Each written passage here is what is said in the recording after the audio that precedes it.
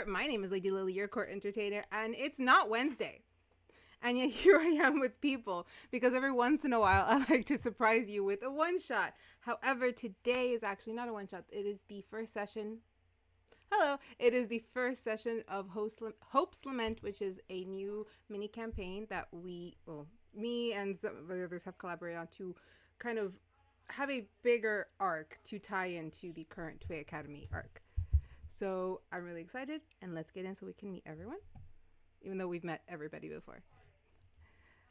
All right, guys, you are able to speak. If I can go down the line, it'll be James, Patrick, Charles, and Chad to introduce yourselves and your character. All right. I'm James, otherwise known as Tabletop Misfits, and I am playing our charlatan rogue changeling Azure this evening. Hello, no. I am Patrick, Castlevania 86 on the interwebs. I am playing Balor Hark, our Hexblade Warlock. We'll just call him that for now. Who's dealing with a lot.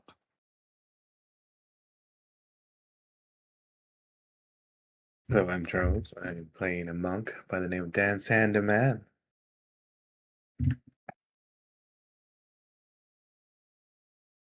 I am muted. I am Chad. I go by Stratosphere online, and I am playing Oriana Kythera, a fun little clockwork soul sorcerer.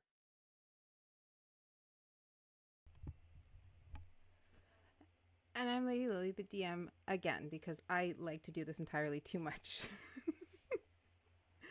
However, like I said, this campaign does go in. It's not a full tie-in, but it does affect some things that may happen in the Academy. So this is we're going on a side story here, guys. We're doing the MCU thing. I know I've been making that joke for a while, but it's real. It's a thing I'm going to do. Accept. All right, so I'm going to read us into our first session, and then we are going to move it on. So, Hope's Lament. Things are stirring in Gaia. All nations have felt it. Something wicked this way comes. But what is still unclear?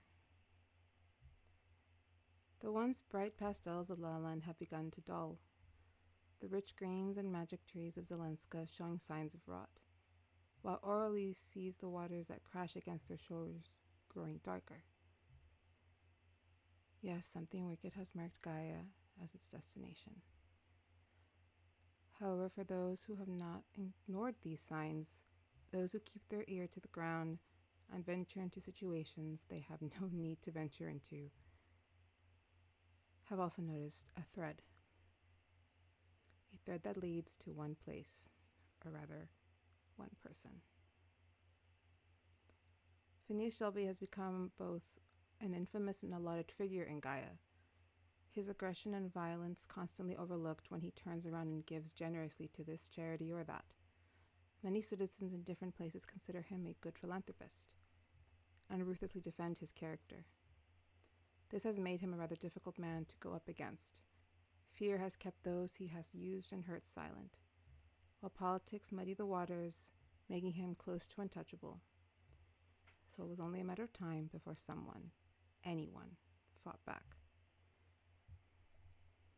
A group of 5 individuals, all with different reasons to take on this task, a task to once and for all deal with Phineas Shelby and his crew. Not only a quest to stop an evil man, but a rescue. The fate of Gaia hangs in the balance, so with emotions high and rage channeled in one direction, this party sets out to do what no one else has been able to do, and end Phineas Shelby. Azure.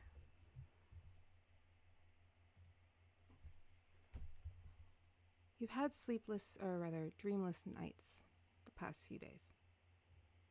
It's been a little blissful.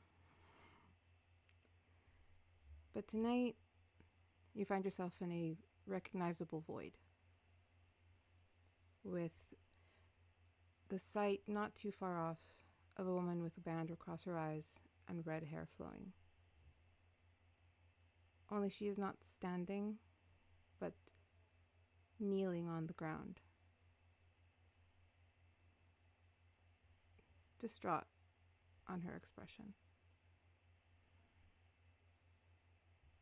But she looks up as you enter the void.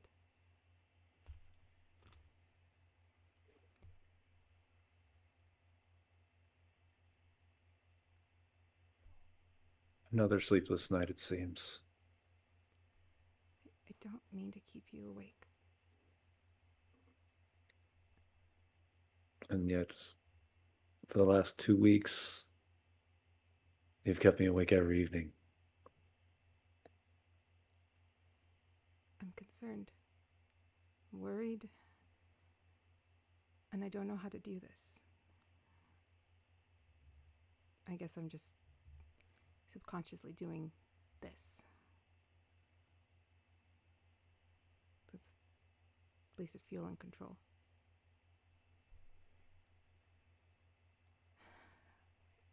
Whatever control you seem to have seems to have connected to me, either by this, at one point, worthless mirror, or the person within it.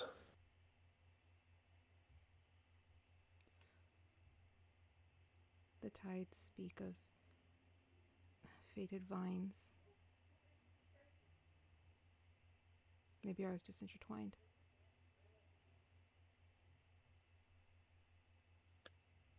And what happens when the vine is clipped? Imagine a severing of connection. It also depends where it's clipped.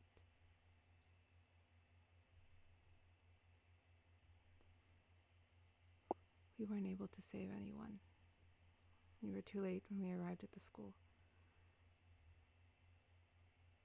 And now I've convinced someone who is desperate to get that person back to follow on this mission.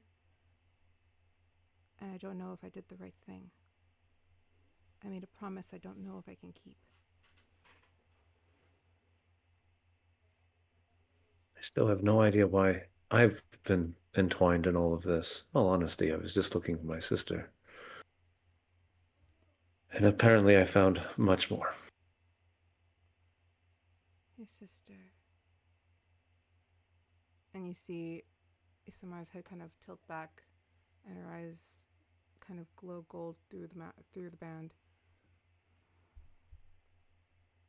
She's looking for something.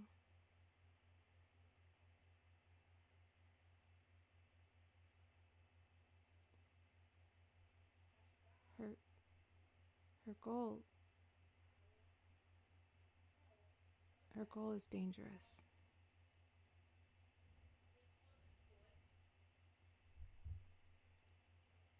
And apparently also intertwined. The people she's with, they have a plan, but their plan will fail.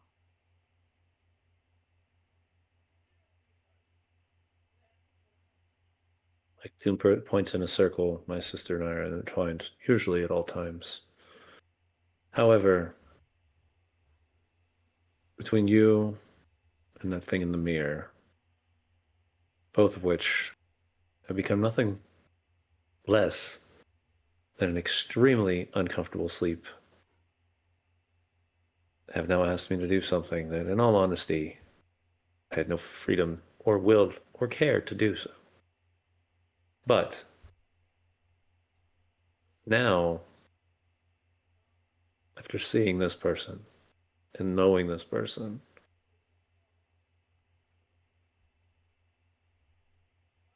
if this is a revenge game, I mean, that's easy. He must be stopped. If you He call will. it revenge, then call it revenge.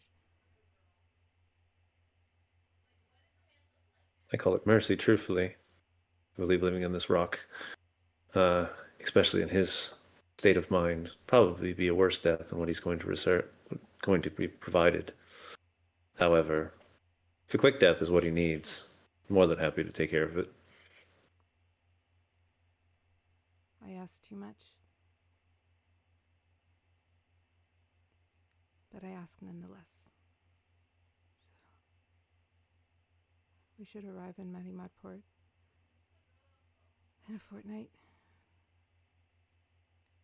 If you would be so kind as to aid us.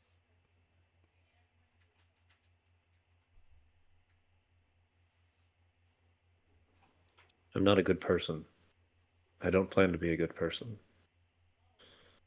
But if our goals align, then I'm happy to take care of what is needed. That's the thing. I need someone who's not a good person. Because I'm pretty sure by the end of this, I will also not be one. This is going to take everything, and I'm willing to give it. So I need someone who's willing to play dirty, when the others will most likely play fair.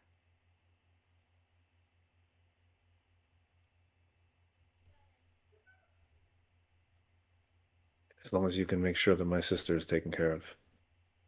I can keep track. I'll play your game. I think I know where she's headed, and it's on along the way. All roads lead to the same place. All vines converge in mass in one section. Right now it's Suniva.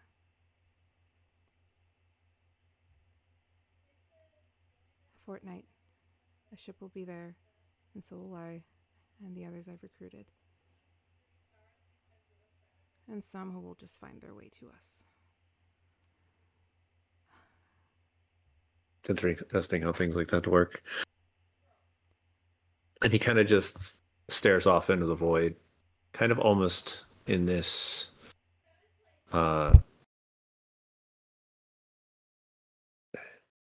almost like looking through somebody. Like he just forward focuses past her.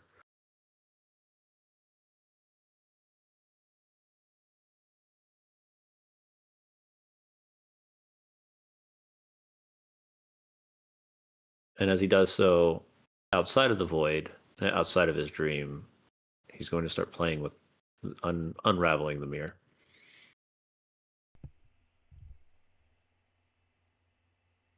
As you wake, with the information that you needed, unraveling the mirror, you see the same little green fairy sitting there in a very huffy... Are you going to keep that on me all the time?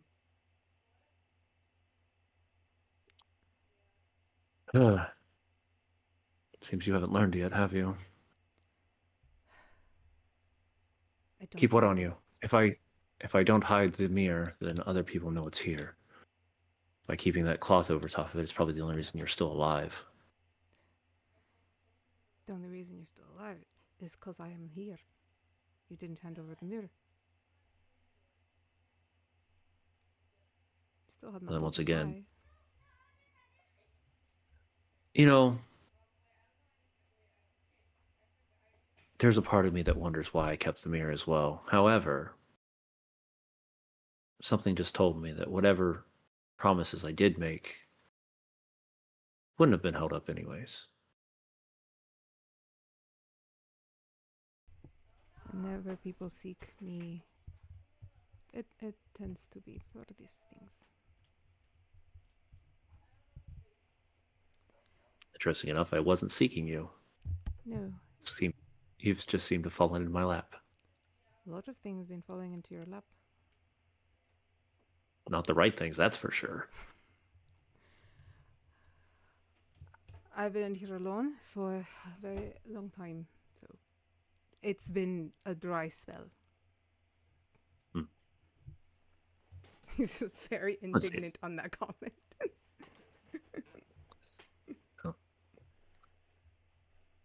One of the days you'll get out of there, I promise. Maybe. I don't know. Depends if the money's right. But If I'd had money to give me, friend. I think you have to be lucky to have somebody out here to give you the money. There's no reason for me to take the money out of this mirror. There's no way to do so. But somebody's wants you. Somebody else wants you. Seems like multiple people want you. So If you can find a way to get me out, I'd be most gracious. I might even be of help. I'm quite powerful. he kind of taps the mirror. Yeah, power. Just what you need. Just what we need here. I'm not powerful in here. Yes. But I am trapped. What's your next move? I guess go to this port. What I'm being told by a woman with red hair and blindfold on. It's not the best thing to go by, but You could ask a name.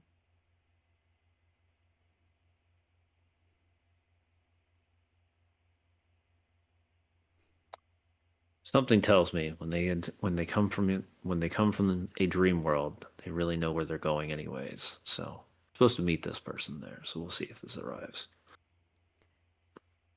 Will you take me with you? But you've not heard of them. I mean, we're not going swimming, that's for sure, but Swimming. I don't remember. It must be like flying. I've been here a long time. So, as you finish up your conversation, is there any question in specific that you'd like to ask the mirror? Remember, it has to be the right question at the right time. the person that had you before, why were they holding onto your mirror? That is the right question. And this is an okay time. Boy had information. Information that was needed. I was placed in there as a trap so they'd know who to go to. The child had information that was needed. Well, he wasn't exactly a child. He was of age. Young, but of age. He was still in school, still being trained. And yet he had the information stored in his brain. Pretty sure she got it out already. He couldn't see through the mask. I was never the danger there. I was just the signal for the danger. And it Hopefully then, since I took the danger away, or the signal away, hopefully they weren't able to find that person. Unfortunately, she'd wormed her way in, and he was too foolish to see.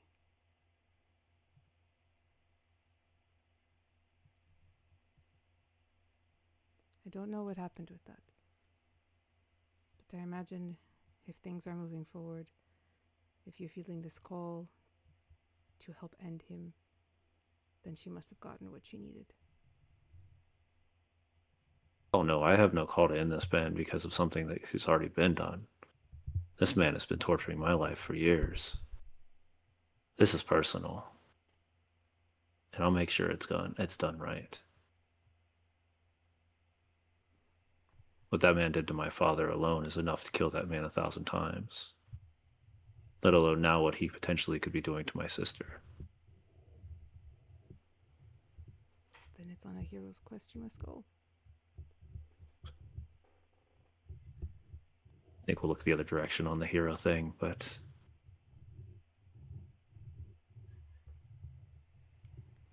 we'll go from there. And he'll grab the bandage, slowly start wrapping it up over the mirror. As you're wrapping with your intention set, we pull away from Azure as he makes ready his trip to Marimat Port. Ori, what do you remember?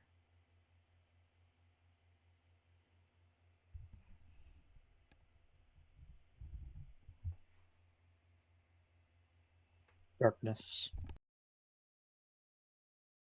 An endless expanse of darkness as I close my eyes and leave behind a body that is sickly, broken, and not long for this world. I listen to the stars, and they call me home. The darkness begins to brighten, first with one star, then to a few, and then into an endless ocean of stars, of cosmos, galaxies. And suddenly, I am no longer a man. I am no longer a being. I am just simply the remnants of someone floating in a sea of stars. In what feels like a moment, thousands and thousands of experiences of others' lives flash into my head, or what would be my head.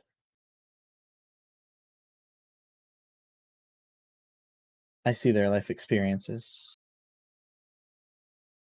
feel their laughs, feel their pain. I see a soldier going to battle, a performer on a stage,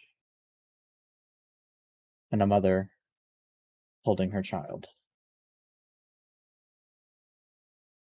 But only for a fleeting moment. As soon as I observe the moment, it is gone. But thousands and thousands in flux. Time does not exist here. Space does not truly exist here. I am nothing.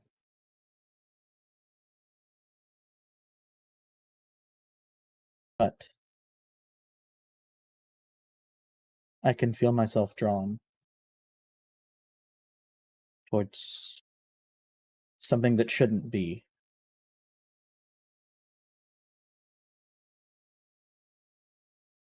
I let go of everything, but something held on to me. Someone held on to at least a memory of me.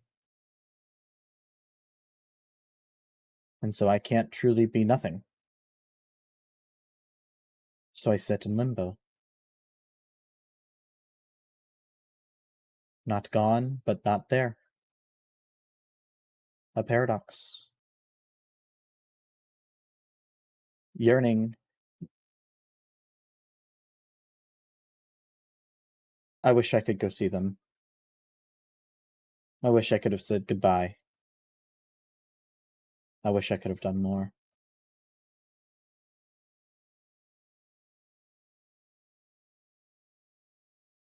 Tick. I hear. It sounds like a clock. But only for a moment. Tick. Comes back. The ticking repeats and repeats, getting louder and louder.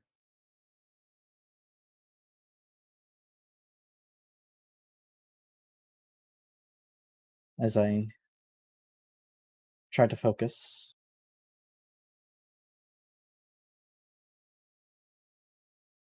I begin to feel again.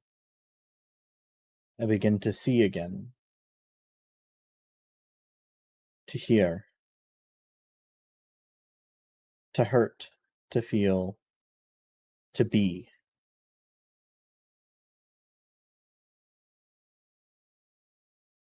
As I open my eyes, and I had left behind a sickly body, and now I seem to be in an incomplete one. In a room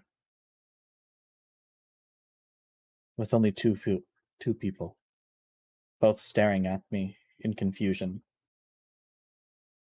The ticking I still hear, louder than anything, I can see them moving their mouths, but I can't hear the words they say. As I look down, and I can see into my own chest a heart made of brass, cogs and gears spinning, and the hands of a clock on the front, moving ever so slightly.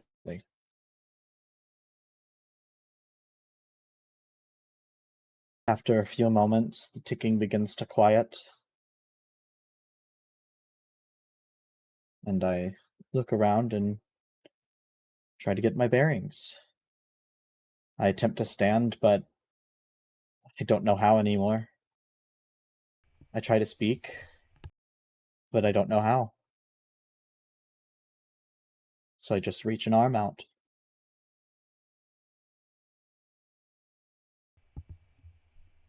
You feel your arm taken. You feel kind of like stable as you're kind of brought up to your feet.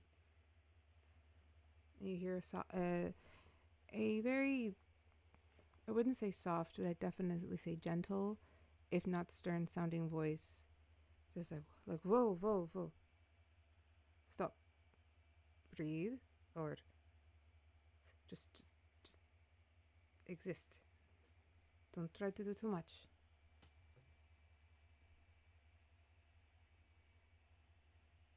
What?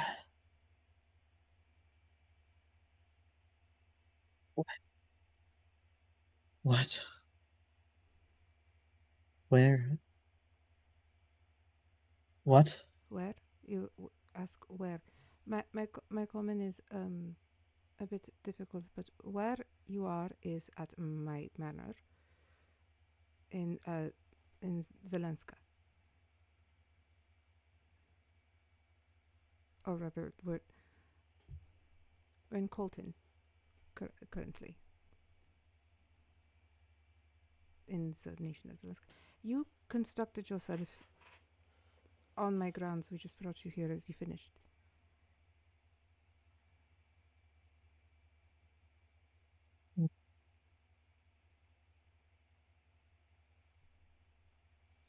Oh. What? What happened? There seemed to be a portal open, and you were just forming out of nothing. Particles coming from nowhere, just creating you. You were still. There were still things moving and clicking together as we brought you here. As we brought you to the room. It stopped, and then you slept, and now you're awake.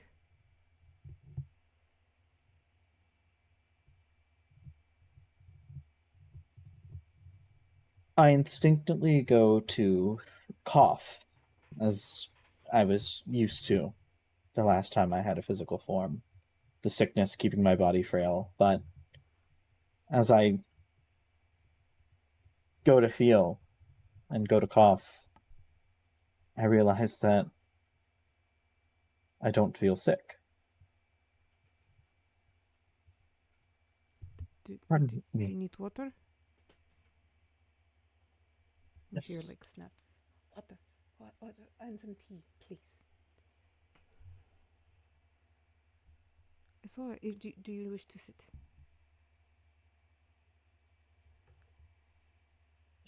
Yes. And She just helps you very shakily. sit back down. But Every movement is a very fatigued body. The words of comment are slowly coming back to my head. I can currently only speak in broken sentences.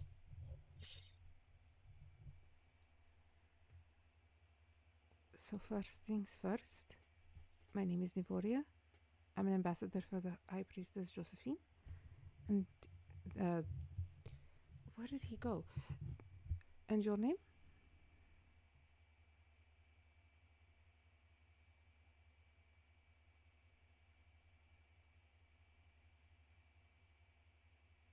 Nothing. That is an No. interesting name. No.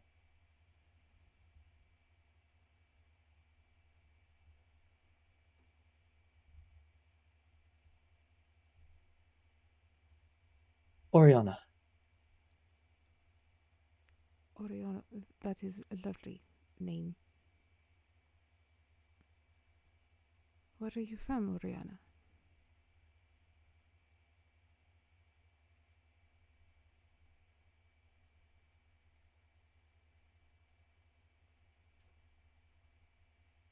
Somewhere that is gone. Gone.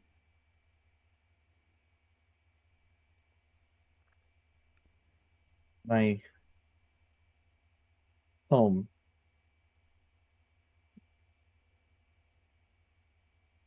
Was destroyed.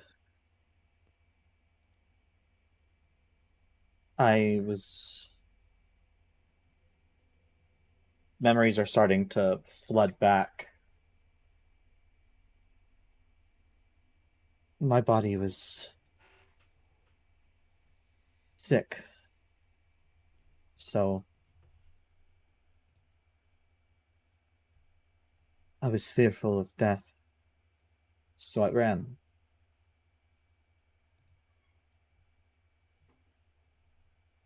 I ran and gave up my form.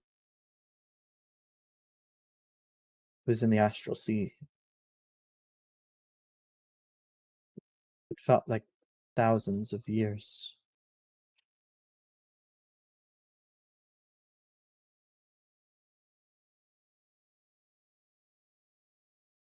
I left them.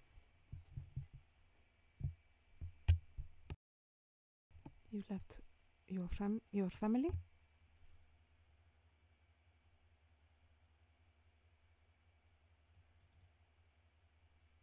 Didn't really have family. But they were the closest thing that I could call family. Cornelius comes back with some water and some tea, and there is a folded newspaper on the tray that he places on the table in front of you. A little side table. Drink some water and then some tea, but you want water first. What's this? The paper? He starts muttering something in a language you don't recognize. Oh, sorry. This is for me, but the tea is for you, and so is the water.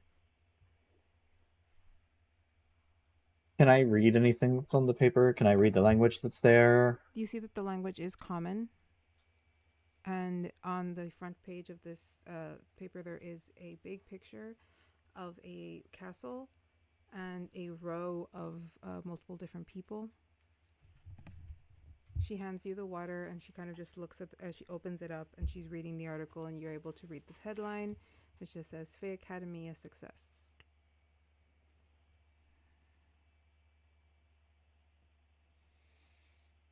I'm gonna roll an intelligence check for me to see if I can put together that I'm not in the same world.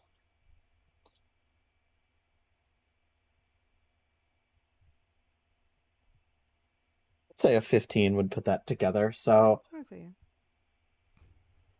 This is a different world entirely. If you came through those specific portals, you are most likely from another world or universe, realm, or timeline. Though the timeline is rare.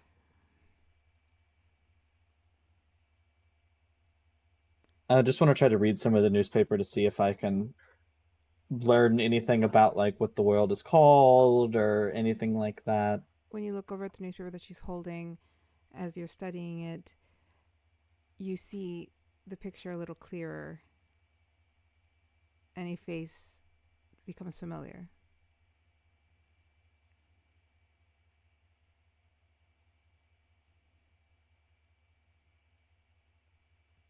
She's here. Oh no, this is in another nation, across the sea.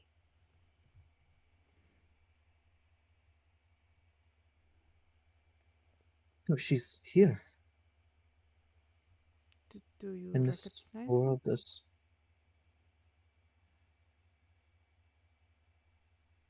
Does it list the names of them? It must be a coincidence. There's I do see. Oh, just right here under the picture. Which one are you looking for? I'll point. Oh, that is Iris. Linnea Iris.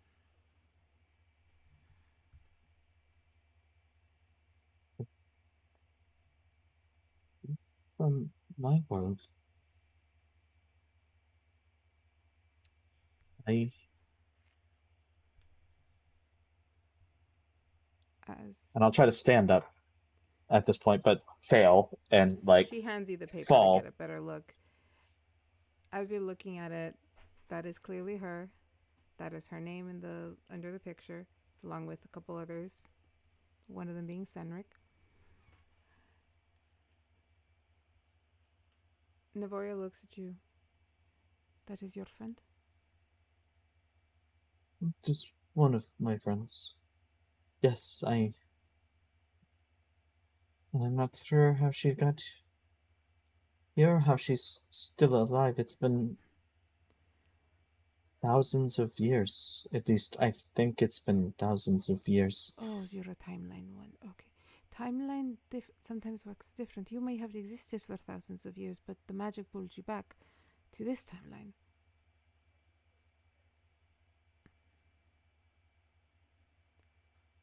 It is all very confusing. It will take more time for me to explain, but right now, please drink the water and the tea. It will help. I'll see what information I can get on your friend. She kind of gets up to go and speak with the other gentleman. And as you're sitting there in this very sunlit, very brown and tanned room with the green trees off in the distance through the windows, we pull Ori from this memory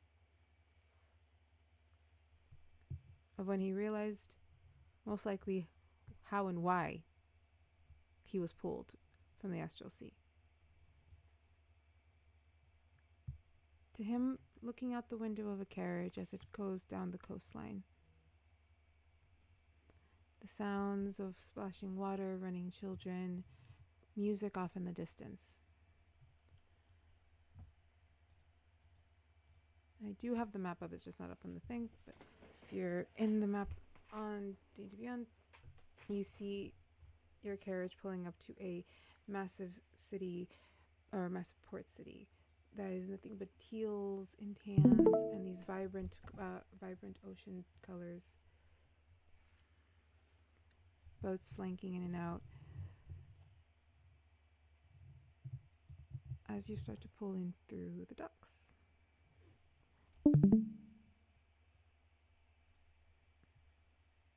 The folder in your hand. We're told some people that you may find some people here.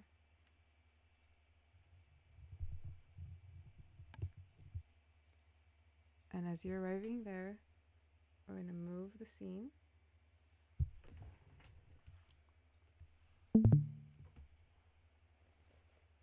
Dan Sandman, Balor, and Isamar and Nero, who's still with them, you guys are making your way into the city. You're kind of already in. You came a different direction, so you're just kind of weaving through the streets to get to the docks. Both Balor and Dan Sandman, you have noticed strange behavior from your guide, Isamar, the blind seer. It has come to both of you separately that there is something she's not saying when she's asked certain questions. Nero, as you're walking through the streets, Isamar approaches you. When we reach the docks, I'm gonna have to speak with you. There's been a change. Of course, anytime. Let me know what you need. I may need you to board another ship.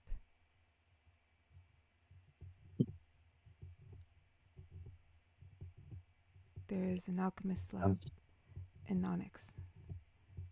I need someone to find it and destroy it. And report back on anything they hear in the court. Does this sound like something you could do?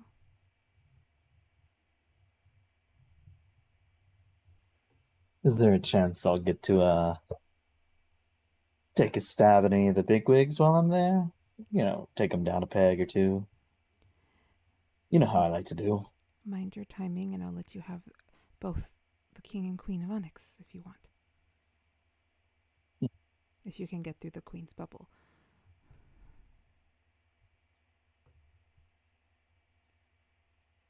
Yeah. I do work a bit better in these espionage under the radar type things. I'm not much of whatever the moody one is wanting to do. Not all for that guns blazing. He has reason. Oh, I'm sure of it. I just don't intend to be there for it. And I like to do my thing behind closed doors. When we reach the docks, find your way onto a blue and black ship. It will be at the far north end of the dock. They won't be paying too much attention. You can probably sneak on or bribe your way on board. Speaking of the moody one, at this point, but fail. I hear more speaking. Is that like a double sound I'm hearing? I hear it too. Where's that coming from? So weird. As Isamar and Nero are having a conversation, Dan, San, and Valor, you guys would be walking a little bit behind. How are y'all doing? Peachy. You guys are almost to the end of the city streets. You're getting to the docks. Valor, it has been probably a very excruciating 2 3 weeks traveling with these people. He'll probably look over at Dan and look down at him because he's a dwarf, so he's obviously short. I'll say this. At least it doesn't seem like you're withholding information like Red and Mr. Whiskers up there.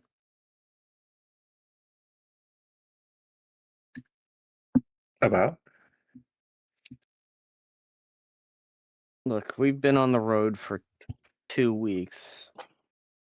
Very little information has really been passed on to me, and I don't know about you.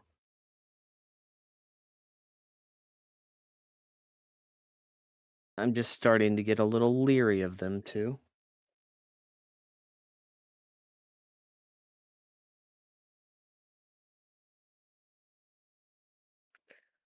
What do we need to know?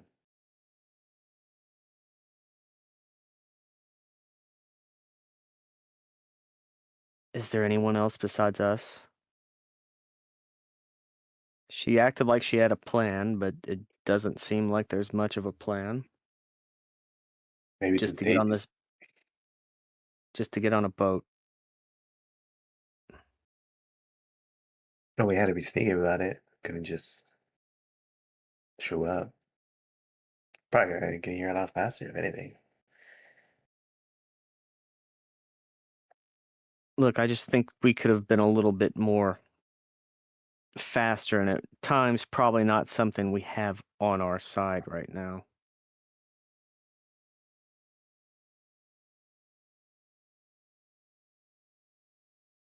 Maybe. But then what? What do you want to do? Just go in and be like, hey, give me back my wife. Or One, and he's gonna be like, okay, here you go.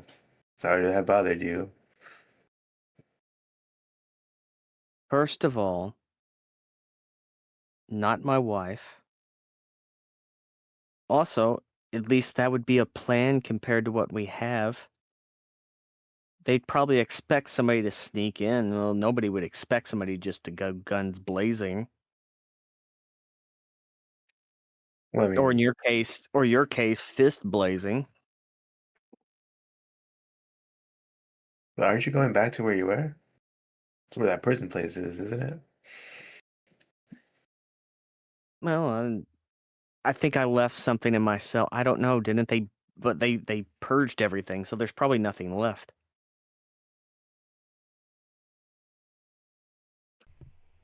I don't think you're too eager to be going back now, are you? Look, it couldn't be worse than where we are now. I've been through hell. I've lived through one nightmare. It seems like I'm in another nightmare now. Why not go back?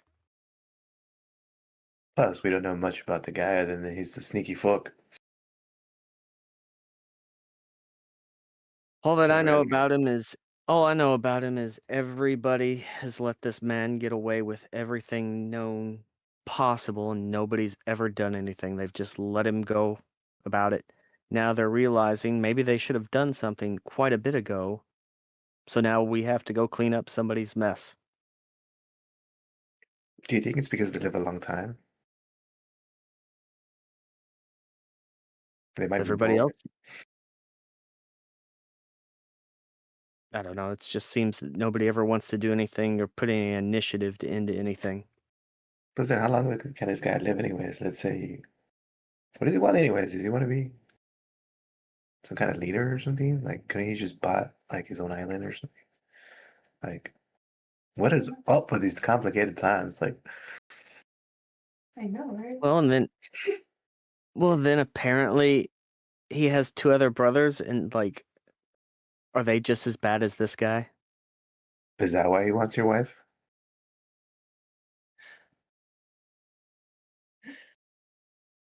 Does he have his own wife and his brother wants a wife? I don't know. That's weird. He Maybe they're into the studious kinds. Maybe I prefer Red and Mr. Whiskers because, oh God, you're just giving me a headache. You guys start to arrive at the port. You see the city kind of falls behind all of the music and sounds of just the very bustling streets kind of fading as you are overtaken by the sound of the ships and the water, people shouting, masses being raised. As you guys arrive, Isama turns around. Okay, I believe if we walk 10 paces to the right, no, left. That should put us exactly where we need to be. And she does like count before she reaches. Okay, right here. And I will move us to that map. That's not my map. This is my map.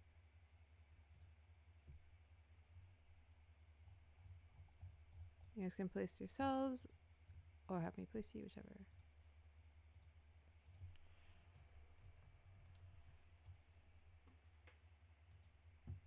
Where would we be at? Probably like around here. Right in front of this little tavern-like area.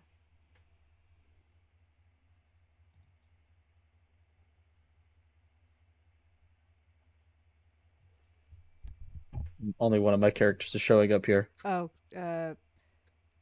well, this is also a good moment. Because Isamar looks, and remember she said the north end of the dock. They are about in the middle.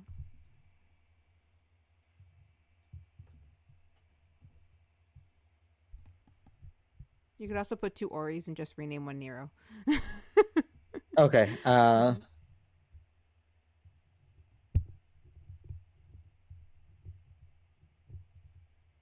So she said the north end of the dock, right, is where I was told to be.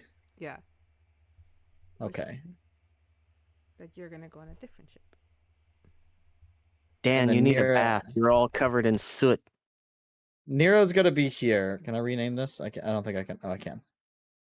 You should be able to. Narrow.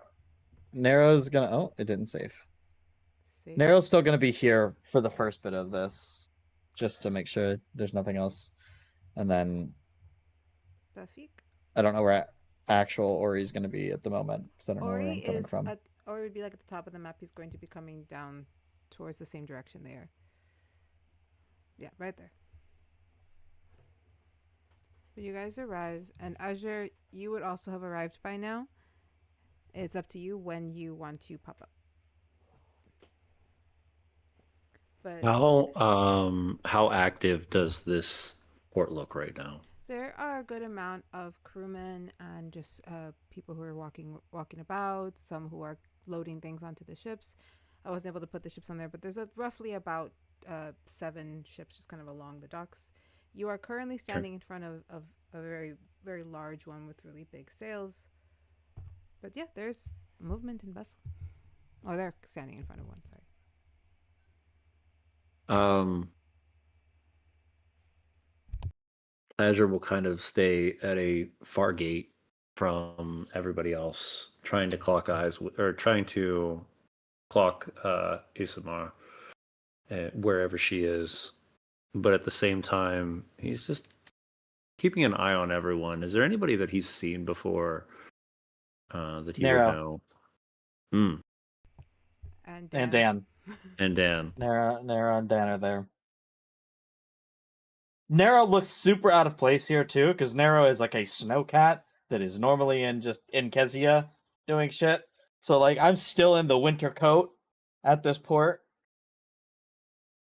with the big fluffy white fur. So I'm just kind of like looking around at the moment, trying to scout out on Nero, this other ship, and what the people on that ship are looking like. Yeah, he will. Since Azure would have taken on a disguise before he even got into the room, the location, he would just walk as if he's getting ready to walk onto a boat. Very focused on not really worrying about who's there, but knowing which boat to go to. And he will go find a suitable location for himself to bed down. All right. So you just walk onto the boat? Mm-hmm. Okay. So Azure just walks onto the boat. Isamara is looking around, trying to see who she's supposed to wait for, because she was instructed to stand here. Does she have the blindfold on? She always has the band over her eyes. She's blind. She just doesn't see the way you do. I just love the fact she's looking. Yeah, she's looking. Yeah, that's why I asked. I'm like, does she have the blindfold on? Y'all just gotta ask questions if you want to know how it works. Yes, and Dancing Man's gonna be like, so do you actually see? And you're just pretending not to? Like, look, check out this cool trick. Like, or is it like third person kind of view where you see yourself related? Or is it like Battleship where it's like ping to the thing like echolocation, and then it goes back to you? Like when you play Battleship, you know, like A4, then like right now you said 10 feet and it's like, okay, so now I gotta go this way. Because you don't have to stick or anything.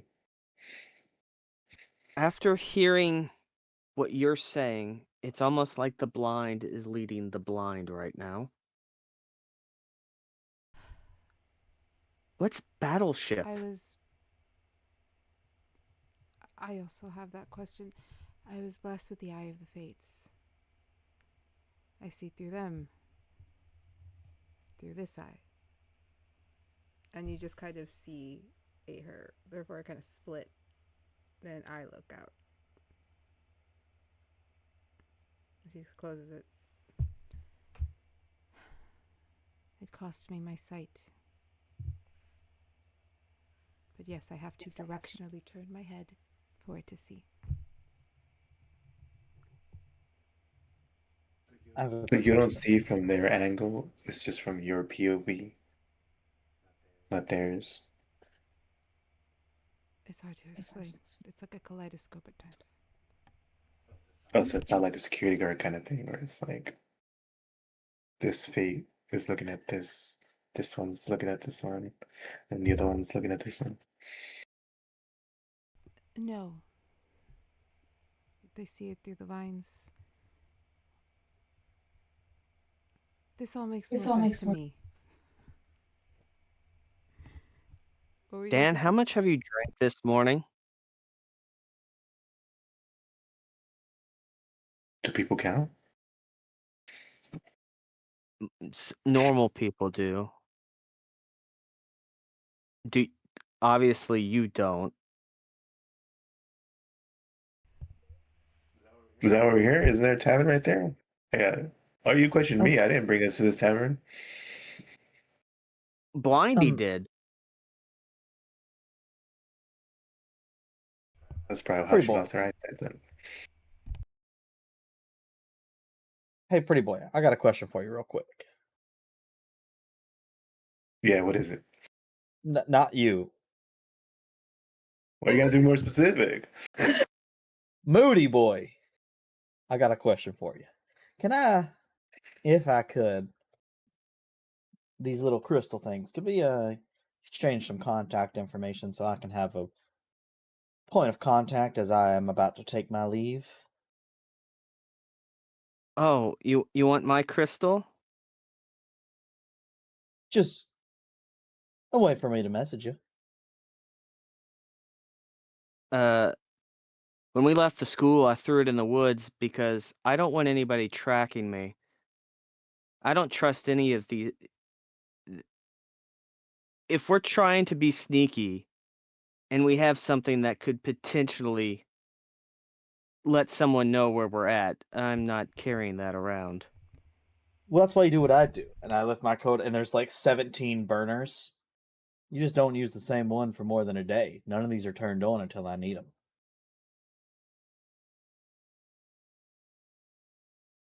Well, I don't have a burner crystal. Well, Ismar, darling, you will be able to. Hand me 2 of your burners. I'll hand 2 of them over. You see her. And kinda like, you said yes, that's the one I need to be on. the one, the black ship with the blue sails. She's like tapping. Cool. As she's doing that, the deck of cards that I normally have, I shuffle it, and as it goes across my face, I cast Alter Self, and I look just like a normal elven man. Hey, that's my trick. It's not your trick. My trick. You see the crystals. I got one more. Sorry, go. I was gonna say, once she hands the crystals back, I got one more trick for Nero here. You see her kind of hit them again, and they suddenly glow the same color, this really vibrant orange. And she hands you one, and she keeps the other. It basically acts as a sending stone. You should only be able to contact me through this. It'll be a direct line.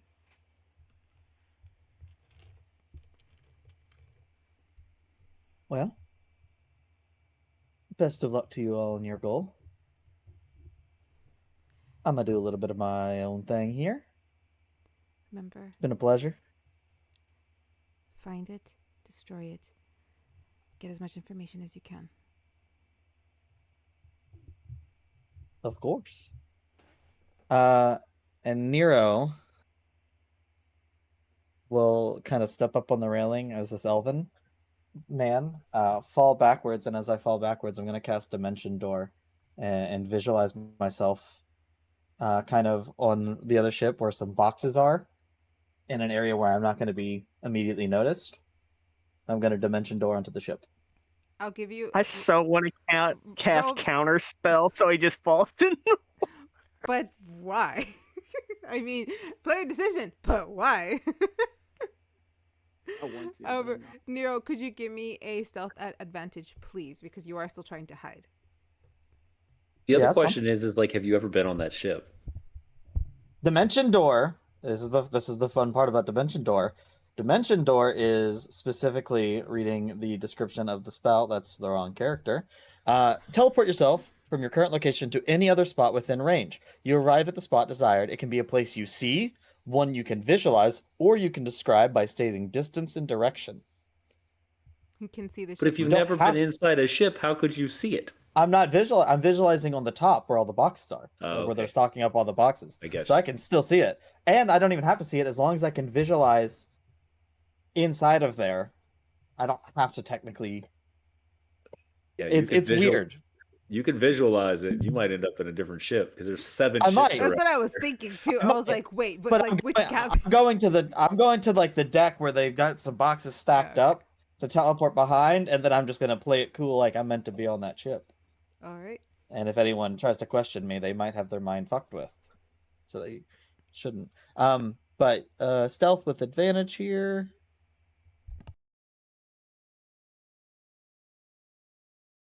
That's a 10. Double 8s. Some people notice you, but they're too busy. This is Mighty Mudport. They're too busy. They'll address it later. Just don't be in the same spot later. Oh, I won't. For the rest I of also won't be the same face later either. That's true. I'll look over at Dan. I thought cats didn't like water, and it's getting on a boat. Yeah, that doesn't make sense. Is he a snow leopard? Is it snow water? Pretty sure he loves it. I think it just depends on the condition. Well, it depends on what kind of form. So, Red, now that your pet's gone, what are you not telling us? I've told you everything that I know. We're just waiting for one more person. I'm pretty sure the other person's already somewhere around here. They like to be sneaky. You do, however, see somebody kind of walk up.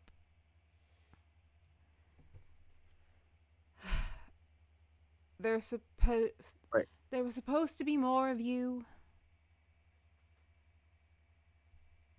I only Valor see will 3. look at Ezamar. We're getting on the ship with her. I believe so. I only count 3. There was supposed to be more. Not Where that are the ship. others? Not that ship. Oh, I'll come look on. at the other 4. What do you mean? There's 5 of us. How many do you have?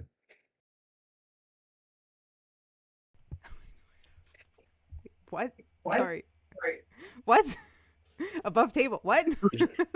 He's Who been drinking counts? enough. He's seeing 2 of each I was person. gonna say, you're not keeping count? Ori, you would kind of walk onto this. Balor just being like, no, no, not again. Not this boat. Any boat but this one. Oh, For Valor here, as I start to walk up, just so you know, I don't look exactly the same as I used to. There's a hint of familiarity to the same appearance, but just looking at me, it's my skin transitions from being normal to translucent as stars are constantly visible at any given point of my body. And it shifts from being normal skin to starry translucence back to normal, and it just constantly flows everywhere as if I'm not truly fully bound here. Dan, that's the last time I drink out of your flask again because I don't know what that thing is in front of us. No. That's no way to greet an old friend. I see that one is still very moody. It wasn't so bad. Wait, was the Falcon Star Twins?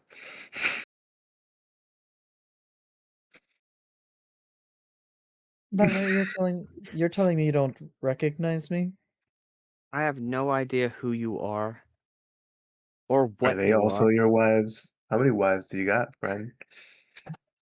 Is it a pack thing?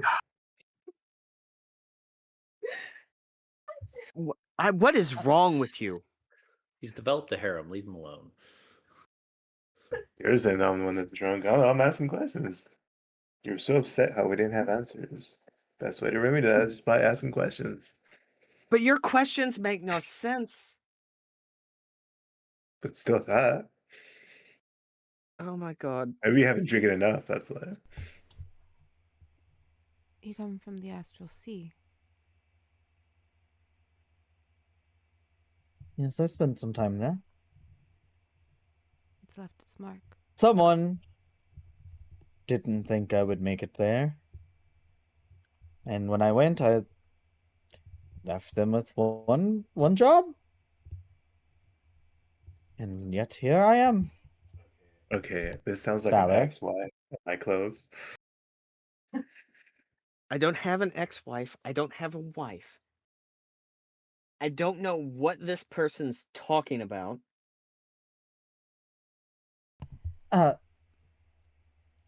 I've started disregarding Valor at this point. I do turn to the one that was just telling me about the Ashel Sea. The name is Oriana Kythera, but you can call me Ori. Oriana, Ori. My name is Ismar, the blind seer. I suspected you would show soon. Thank you for being here on time. Imogen, we're ready. Good, y'all can have a conversation on the boat. Hold on. Hello, Ori and Anna. I am Dan Sandeman. Monk extraordinaire. I'll just jump towards the boat. It's a monk version of Johnny Bravo. This is amazing.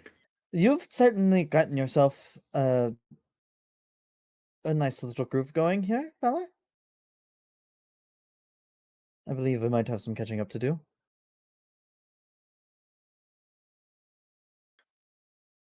What the?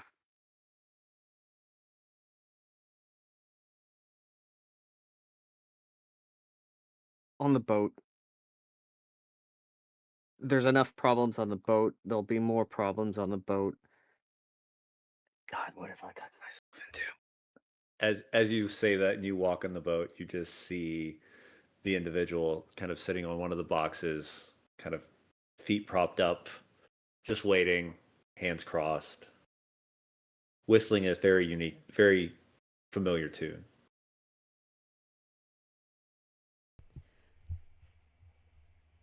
When Ismar gets onto the ship, she does spot Azure, as she, for some reason, is able to see him. Good. I suspected you were already here.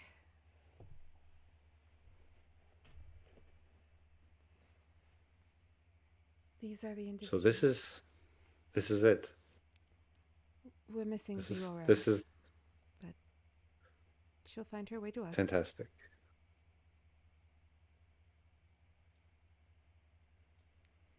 Everyone, Dan, I believe you remember our friend here? Dan.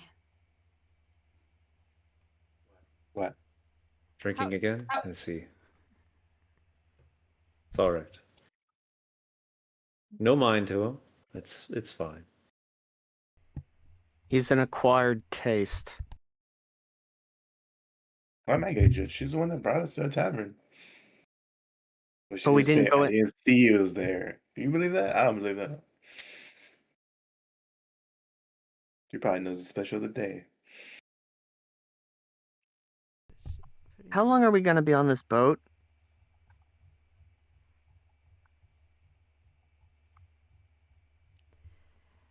Imogen, well, y'all are going to Seneva, and you're trying to go there covertly, so we can't go through magic portals or any of the fast tracks. We can't take the coral current, because if we take the coral current, they'll know we're on it. So this is gonna take us a minute, because the ask apparently was avoid all magical detection.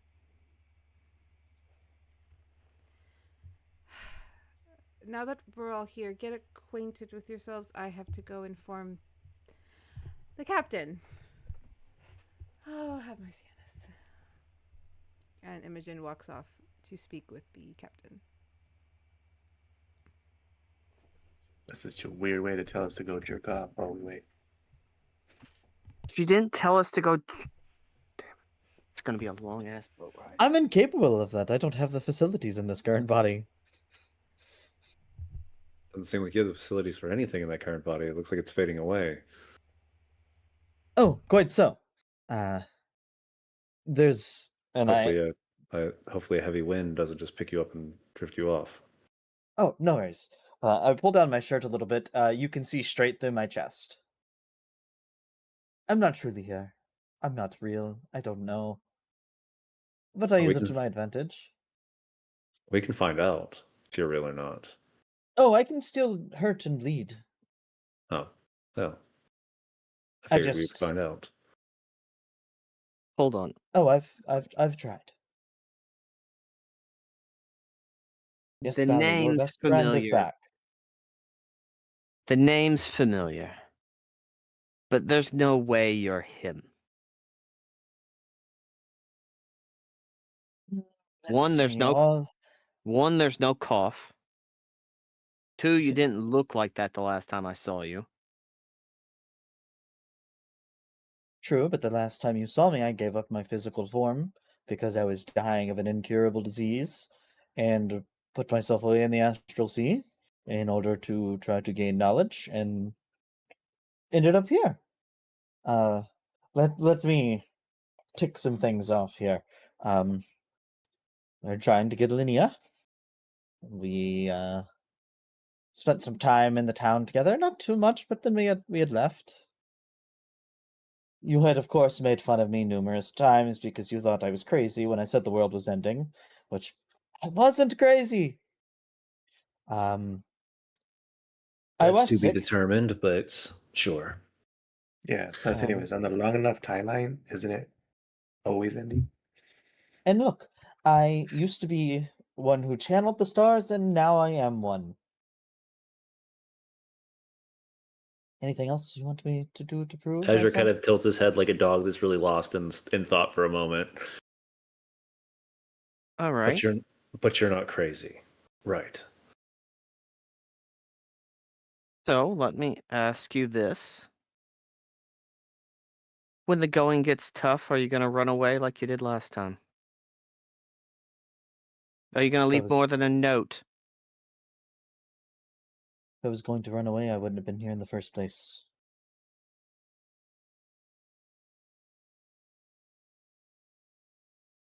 I would have been Well, here this is going to sooner. be a fun boat ride. You all seem like cheery folk. Oh, you're telling me. Oh, Oh, this is going to be lovely. word of advice. When the captain comes out, please don't interrupt her or she'll just start over again.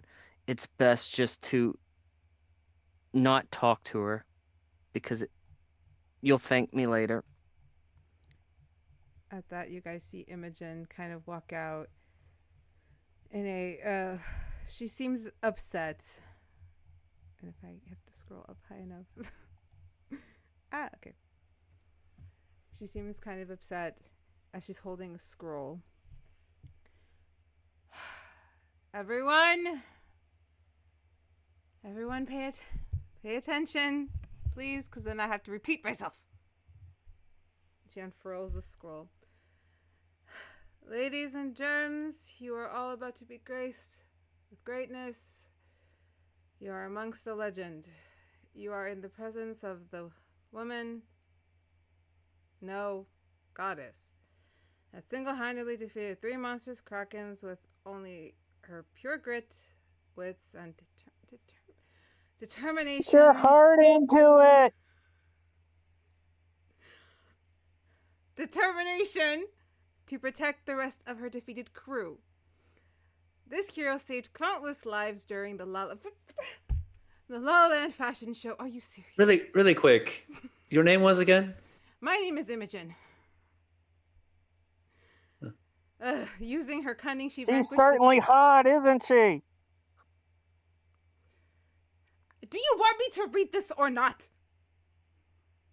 Not particularly, but if you must read it, you have to. I don't want Sounds like somebody wants to get thrown off the ship. Oh my goodness, where did I leave off? Her enemies have been known to explode in her presence. The tales of her beauty and swordsmanship I cannot possibly read all of this. Ever be matched? Trust me, I know. She is a sea devil, the Grand Admiral of the Queen's Navy. Oh, Captain, are you fucking kidding me? Oh, Captain, my captain of Zen ship Destiny, the object of... I'm not reading that! Zendro Yes, you are. Alizanika. I can't say your name properly. I'm not doing this It again. rolls off the tongue. Give it to one of the other crew. And she walks back to the captain, which is, as you're guessing, also played by Patrick.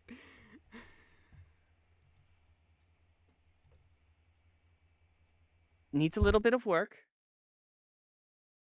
but it was passable this time. You got to put your heart into it. You gotta go through that. It is too long. That was the shortened version. That was not the shortened version. You added 2 sentences. It's the direct. Well, just wait for the director's cut. Go speak to our...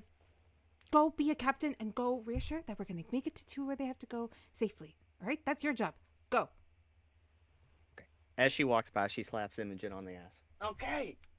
What do we have here? Wow. You're all a cheery looking bunch, except for that one. And she points to Dan. You look like you're the life of the party. I'm going to like you. Wait, can you repeat that? I was facing the wrong way and I'll turn towards her. Oh, do you want me to have Imogen come back and read the thing again? Oh, she was reading something? I did not know. I thought she had it memorized. I was like, wow, that's a really good side. For as many times as she's done it, she should have it memorized. That's true. Have her keep doing it until she has it memorized. Yes. I kind of like you now. Whatever the hell you are. Like, is that a cool party trick? Can you, like, strobe? No, he can't party. He said he got no cogs. Wait, you said he has Seriously, no you have, like, you're missing it. Like, did you ever have it? So, like, if you dropped your pants, it's just, like, a lump? Like, do what you he pee? says. Do you have pee? legs to begin with? I don't have many bodily functions. No. Wow, I this am is going to be a literally very interesting trip now. So, like, if I you don't know. drink, where does it go? The void. I've tried. So, in theory, you drink in some random dimension, just like the stuff pours. Don't know. Captain Zendrol, hello. I'm Isamar. I suppose, the one who asked for this. She walks up and just, like, waves her hand in front of the... I can see, in a sense. I see your hand waving in front. I can. How many fingers am I holding up? This is not the time for kaleidoscope. It looks like maybe 3 or 2. I can't tell you exact right now. There's just a lot. 3 or 2? Is it 3 or is it 2? 2? It's actually 4 because I had 2 behind my back. So you just hear from across the your ship. sight's messed up. Imogen, stop it! She's the boss. All right. Wait a second. Did you say she's the boss, but aren't you the captain? It's a long story. Do you want to hear it? Does anybody want to hear the story? I've got tons of stories. Is she your wife? Can we at least get on the sea before you start? This guy has multiple wives, but we have time. Having wives. Imogen, start the engines. Imogen just. And if you've all the engines. What's a matter of speaking? Actually, not entirely. But I was told you wanted incognito, so we will not be doing the engines. We're going to do this the old-fashioned way, the boring way, the Imogen way. You guys see the sails go up. Everyone is ready. Everyone kind of shouts. There's a type of like song and dance just kind of flows through the ship as everyone prepares, and the ship itself starts to move out of the dock. Imogen is at the Before we helm. get too far, do any of you all have like powers that could like part the sea or anything? There was an instance where I was on a ship and someone did that in case something bad goes wrong. I'm not that kind of cleric, unfortunately. I see things, but I cannot part the sea. The rest of you? Starboy? No, I'm not really attuned to the water. I have a feeling if he got wet, he'd probably just wash away. Well, and then if he drank the water from the ocean, it would just go somewhere else. Right? I don't know. Particularly if I don't know how many times I have to tell you. I don't know. I Can you don't You don't know understand your my own own so existence. you don't so wait, so you don't explore your own body, so you don't know every inch of your body and what it does? I've only been alive for like 4.5 months. So we At have a least in this toddler on body. the look. No, Look. I lived 25 years, died, was gone, and now I'm back here. So we have a zombie toddler on our boat. Different. I'm from a different world. Just keep it at that. I've been in Me this world for too. 40. This conversation likely goes on for some time of a very consistent back and forth between. You just hear Balor. Told you all not to talk to her. I told you all not to talk to her. Tyler, she makes great conversation. You could learn a thing or two.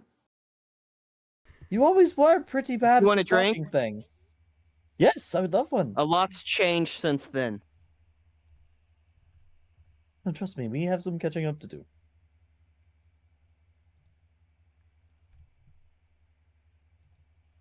Trying to get my token and I can't figure it. Okay. So she kind of leaves you all speaking. Samara kind of walks to the front of the ship, and she kind of looks out. It seems like she's looking for something, but the rest of you, you kind of find your place on the ship. And we're gonna take our break here, and when we come back, a week will have passed. All right. All right, so we will be right back, guys, because I got to check on my children.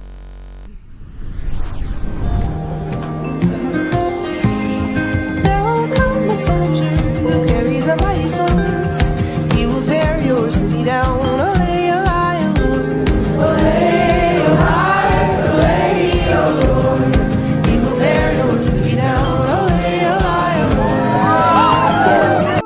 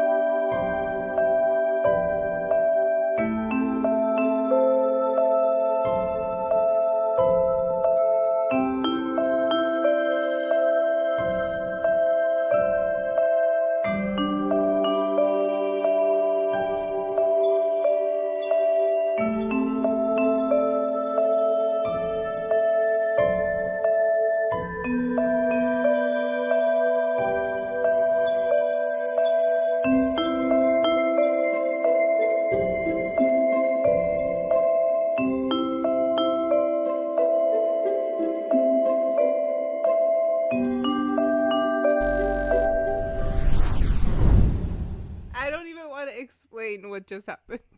So we're gonna move on because that's again on me. I'm the one that brought it up. Still googling. I see it. Yep. I'm not getting anything. It can't be anything that I'm looking at because nothing is like throwing me off heavily. Just Patrick, if you can screenshot what you saw, like, Oh god. and then just send it. Then we knows. I got it. Well, I got it. That's It's a Did you find it? Yeah. Well, I still have it on my thing. Or it's my, an interesting. But again, for me, it's I couldn't deal with the nesting. It was too weird. I was like, girl, like, it's no, nope. All right. Anyway, we are moving past this shit that we were talking about because you know what? I read a lot, and if you didn't figure that out yet, that's on you. Wait, somebody has to read the side chat now.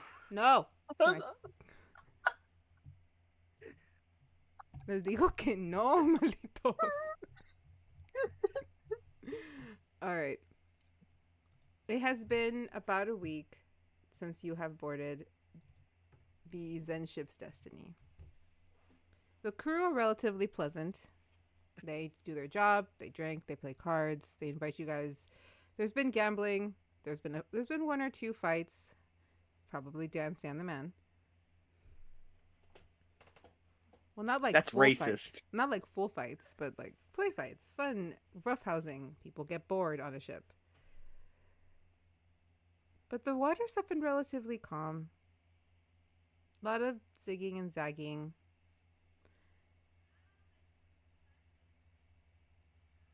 Who has a passive perception above a 20? 1, 2. Dan's drunk, but he sees what's going on. he sees it all drunk. Because I see it twice. because it's everything's so slowed down. He Everything's sees- double. For the other two, you may roll me a perception if you wish to just notice this one bit. You have noticed That is worse than my passive. Sorry. Oh shit! It's an 11 on the boat. That was an 11 on the goddamn boat. Yeah, it's a 17. 17. 17? Or no, it's a 14. 14 Oh. total. All right, so for those who had the passive over 20. All right. For those who have the passive over 20,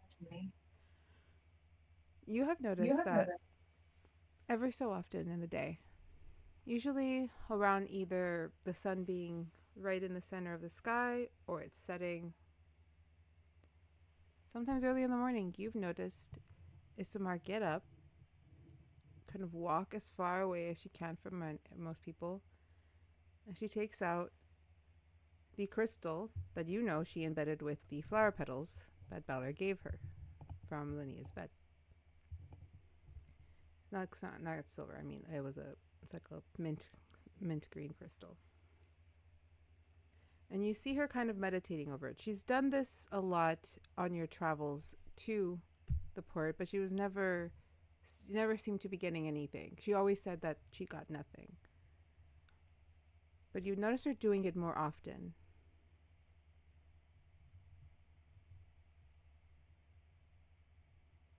Other than that, the ship has been relatively calm.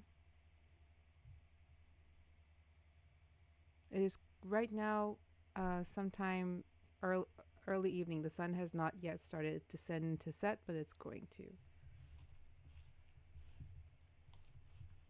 Where would you all be on the ship currently?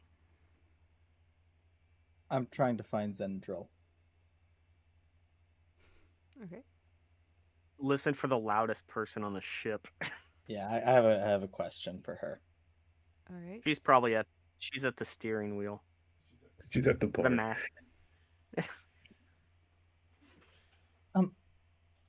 Excuse me. Yes, Starboy. Starman. Pardon star me for person. asking in this way, but I couldn't help but notice your horns. Um, Look, if you're trying to come on to me, make sure Imogen's not around. no, no, not really my But it'd be type. kind of weird since Um, you don't have any. Okay, never mind. What do you want? I was wondering, this might come off weird or wrong, but do you know any other tieflings?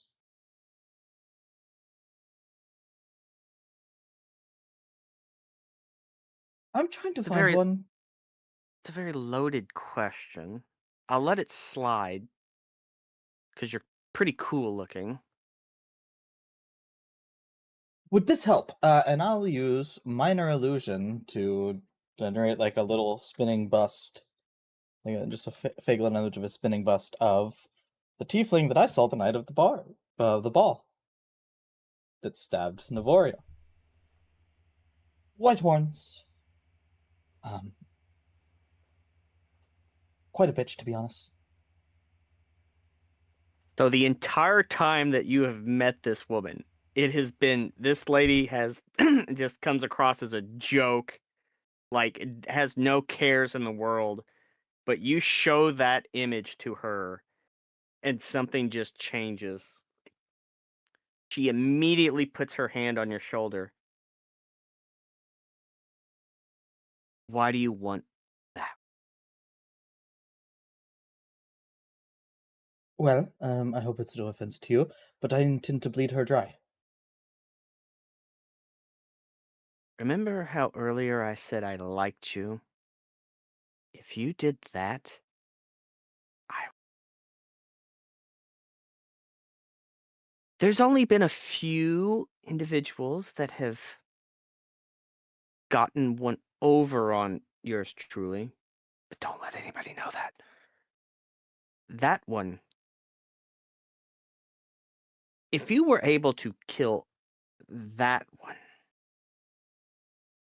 any ride of any kind, and I mean ride of any kind you want, would be yours.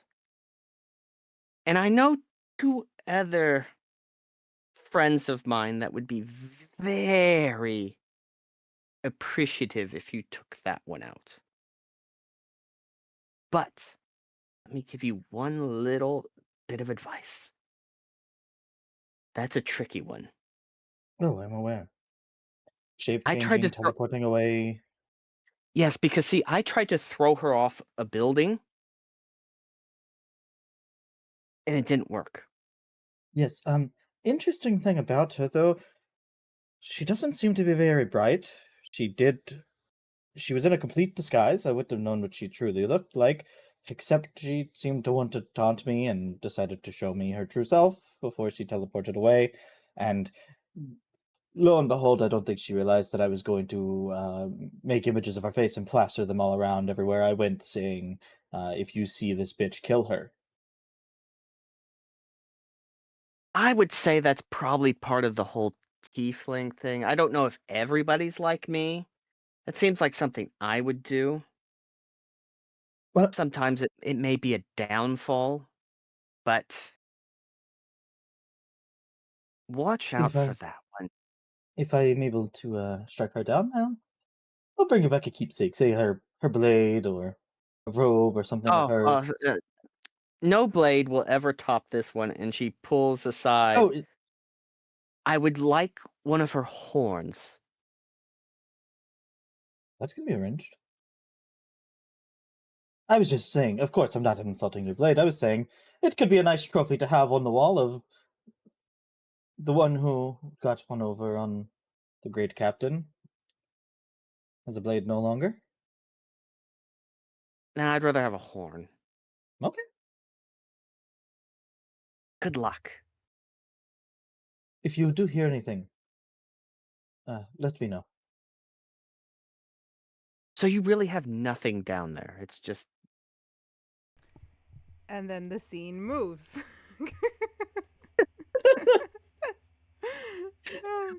Azure, where are you currently? There is a below deck. I have a map for the below deck if you want to go, if you guys need that.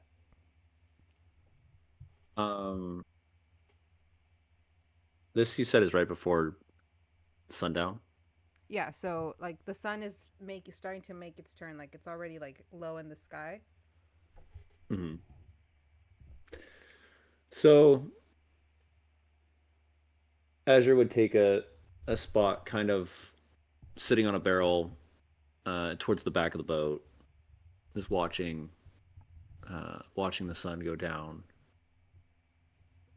enjoying the sereneness of what it is that he's seeing. Um, Azure doesn't get the opportunity a lot to just stop, and this is one of those moments where he has that opportunity. And when he gets super comfortable, he almost lets the image fade, and you see kind of the white streaks kind of coming down his face, like you would a porcelain doll that kind of just starts to melt to the face. And he's still wearing his ostentatious clothing, colorful clothing, and he just starts whistling a tune, something from his past, probably something his father or mother would whistle as they were cleaning or doing just daily things around the house. But yeah, he's just enjoying a moment of peace since he's been on the run for a long time. All right. Dan Sandeman, where are you?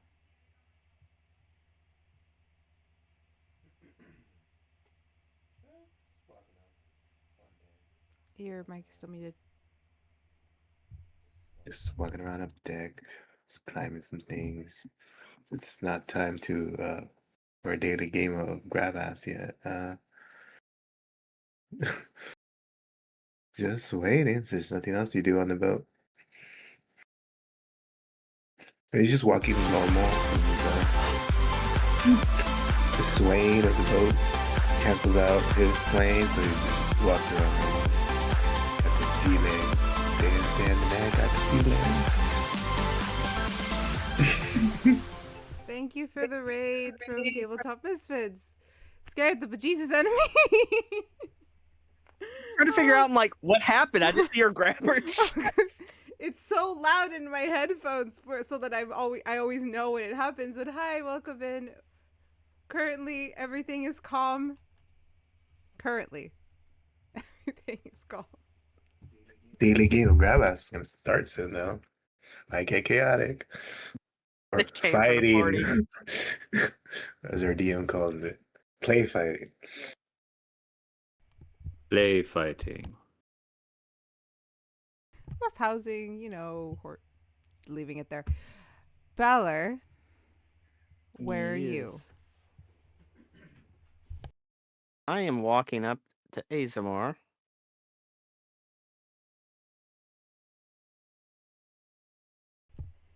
She's standing at the end. She's looking out and she's holding the crystal, but she doesn't seem to be meditating.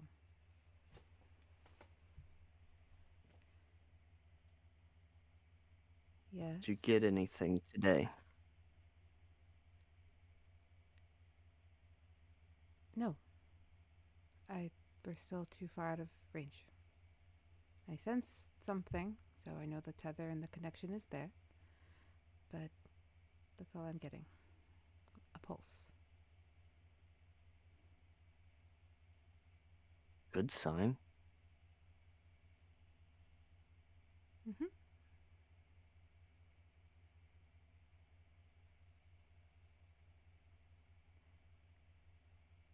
Is there another question you wish to ask me, Balor?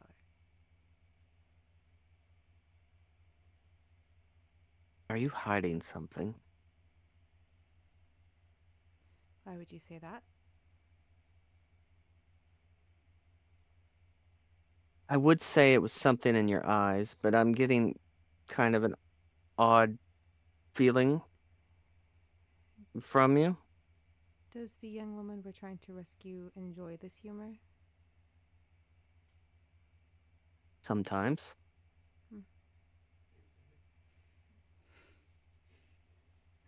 puts up with it. Well, Made her giggle a few times. well, you are risking a lot to go and save her, so I assume that the giggles were real.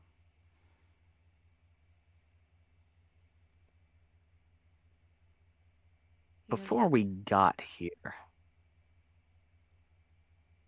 there weren't a lot of giggles. When I first met her, over time, they slowly started seeping out.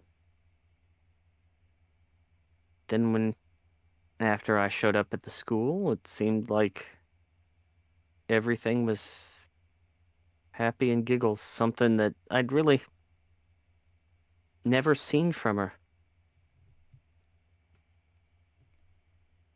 when a person is in a place where they feel somewhat safe, it's easier to laugh. Or so I hear.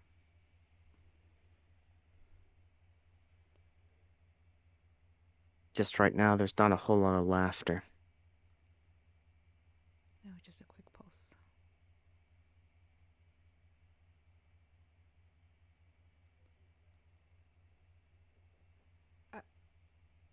She seems like she wants to say something. Little sound comes out, but she stops. Look, I would say a cat got your tongue, but they seem to have moved on. So whatever you want to say, I've heard it all. I've been called every name in the book.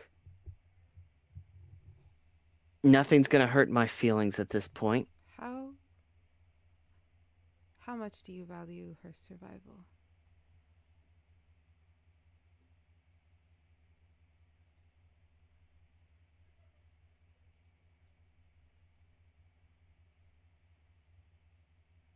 If it came to the point of either her or me,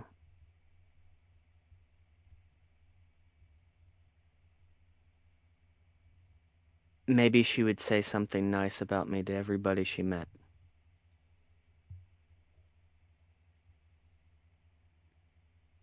If that's what you're asking. And that's what I would go through to make sure. The situation she's in is likely very tenuous and dangerous. But if she knows how to survive, then she'll be able to see her way through it. There's always a way. Hope's a funny word. Hope's all we got sometimes. Plus, I have to get this back to her, and he pulls out Sage. Once you pull out Sage, the book just kind of flies out of your hands and looks at you, and then pop onto your head. Get used to it after a while. Is that hers? Yes. That might strengthen the connection.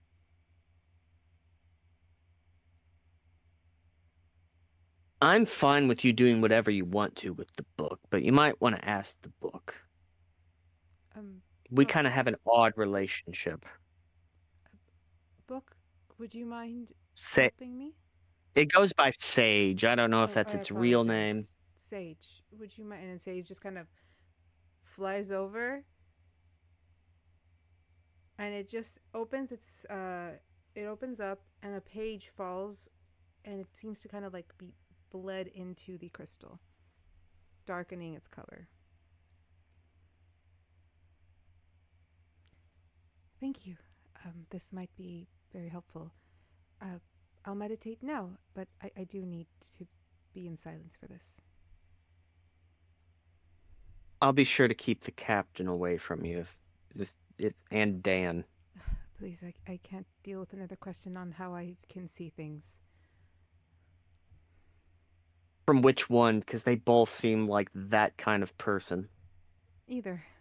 But You should get some food. They should be serving dinner. You all should keep your strength up. Once we arrive, it's probably going to be a fight. I look forward to it as he walks away.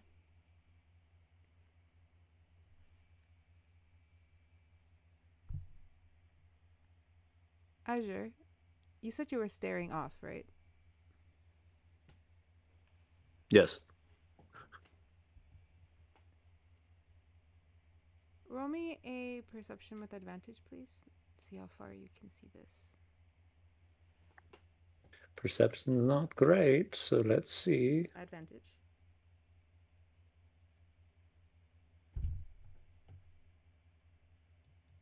Uh, 21. Oh, that's nice.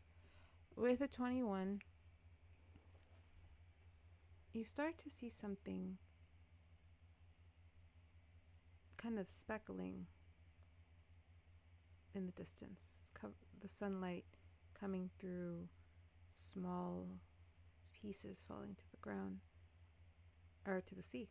As the ship draws closer, these weird small things start to form a color. They appear to be pink petals falling from nowhere. Large or They're, actual petal size? Petal size, like a sweet pea petal. Really vibrant pink, just falling onto the sea and onto the ship itself. Just at the edges as you're watching, you were the first one to notice.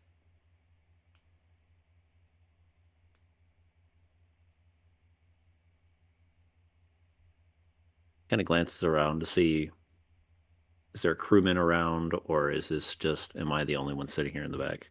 There's a crewman nearby you who seems to be messing with some of the ropes. They're looking down. They're not looking out the way you were. Okay. I will take this opportunity to kind of perch back up off stand up off the barrel, grab a couple of these petals on the ground, and I'm just going to kind of push them through my hands to see if they're actual petals. Do they feel like flowers? They feel like flowers upon the initial touch. And as you're moving them around in your hands, you start to feel like they're sharp.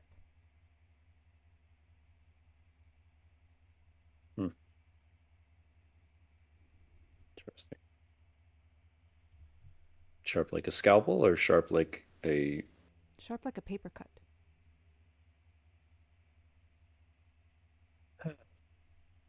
He'll grab a couple of them, kind of gently lay them in his hand. He'll walk over to where Isamar is. There. She's at the front of the ship. Yeah, all the way across the bow. Like he's got to walk the entire ship. He's not happy, but he's going to do it. And he finds her sitting there.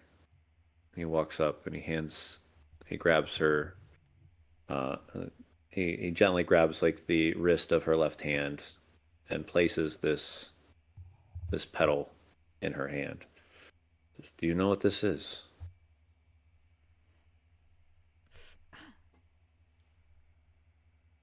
Sea petals. Sea petals. What is a sea petal? Ancient monsters. They shed this. They shouldn't exist, but they're literally monsters made of sharp petals. They're pushing off the bow right now. She looks out. We should inform the captain. I believe a fight might be ahead of us. We might have to avoid the waters if there's sea petals monsters ahead. He kind of gets a very trying not to just take in exactly what she said properly, but he looks on both sides and realizes they're in the middle of the ocean, and he's like, getting off the water sounds like it's going to be an easy job. And he will go find the captain of this ship. You would find Zendro Unreluctantly. at the mast with not the mess at the wheel, sorry, with Imogen most likely trying to take the wheel from Imogen, who will not let Zendril drive the boat.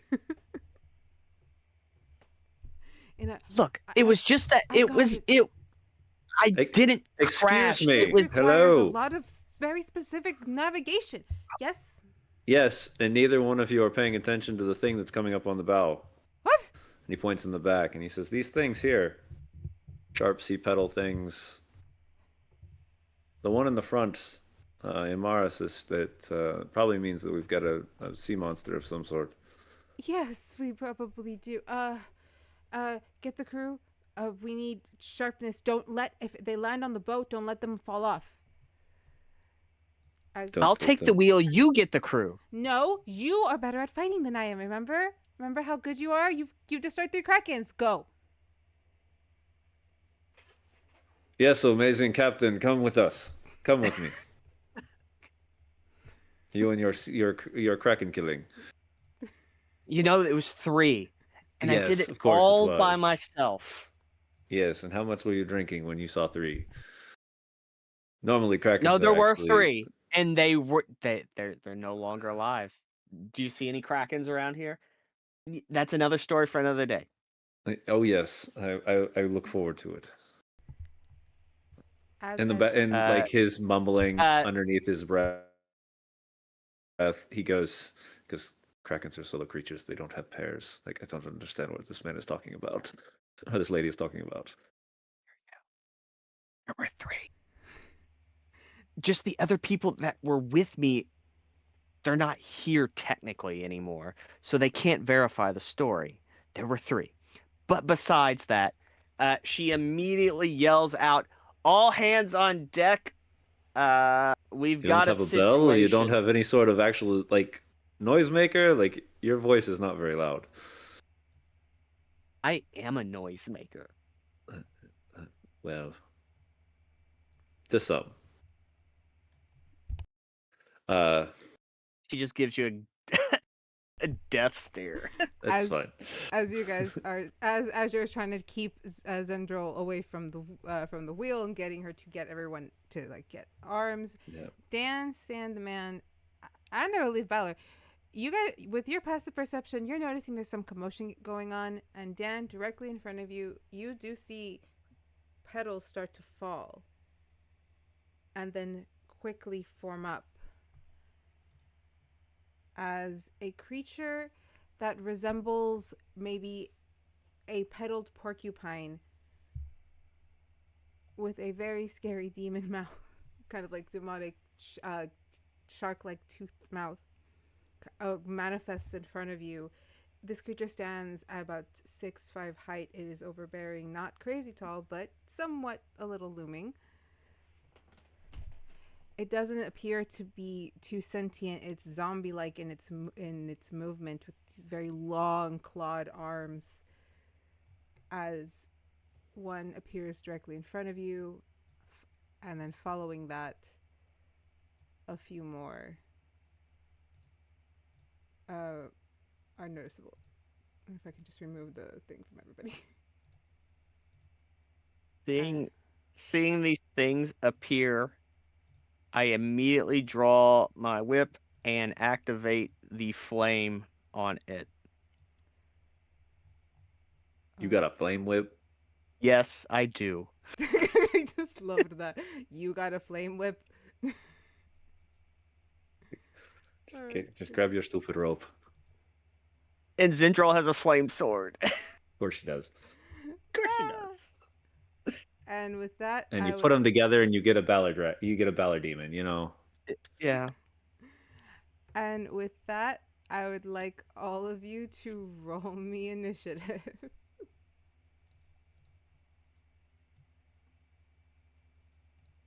That's not a great initiative. That's fine. 19. Advantage on initiative. I wonder.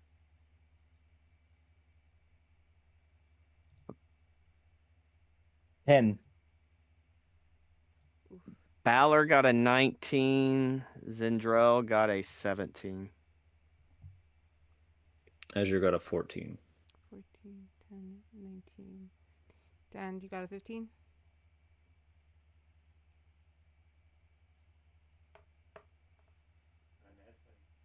No, you did not. All right. Okie dokie. How do you make them separate enemies? Ungroup them, please. Thank you. And reset that. Alrighty. And we are starting with combat. First up is Dan Stan the Man.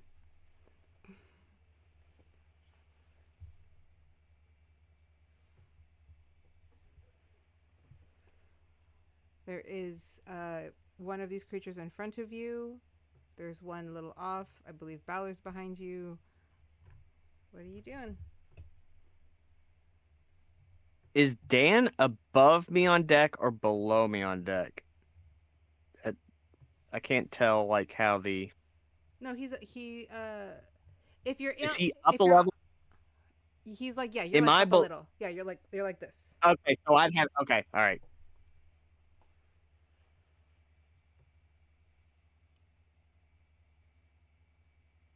Right. And if you guys like to see what this monster looks like, one of these days I'll be able to draw these myself. But for now,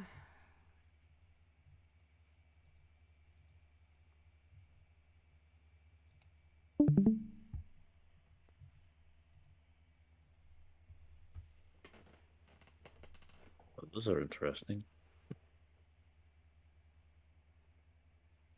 sea petals. All right, Dan, what you doing?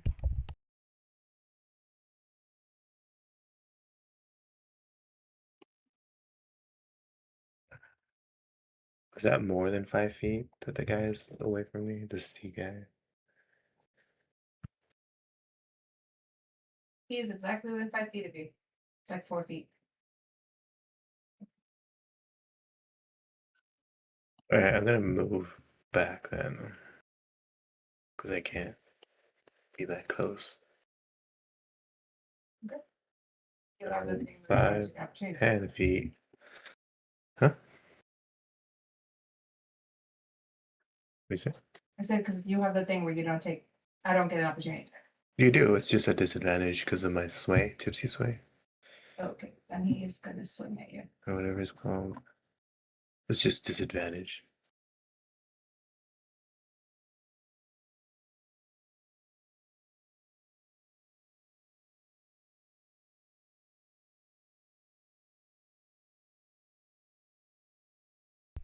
All right, at disadvantage. I don't think a 15 hits you. Okay. It does not. And then I'll take out my whip and I'll give it a quick spin. And then I'm gonna hurl firebolt at it with it. So that's a 24 to hit. That hits. That's 2d10, I think. For 8 fire damage. 8 fire damage.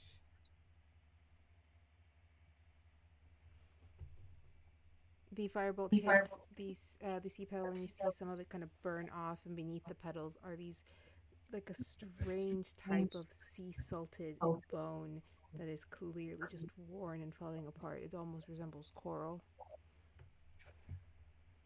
but he is still standing.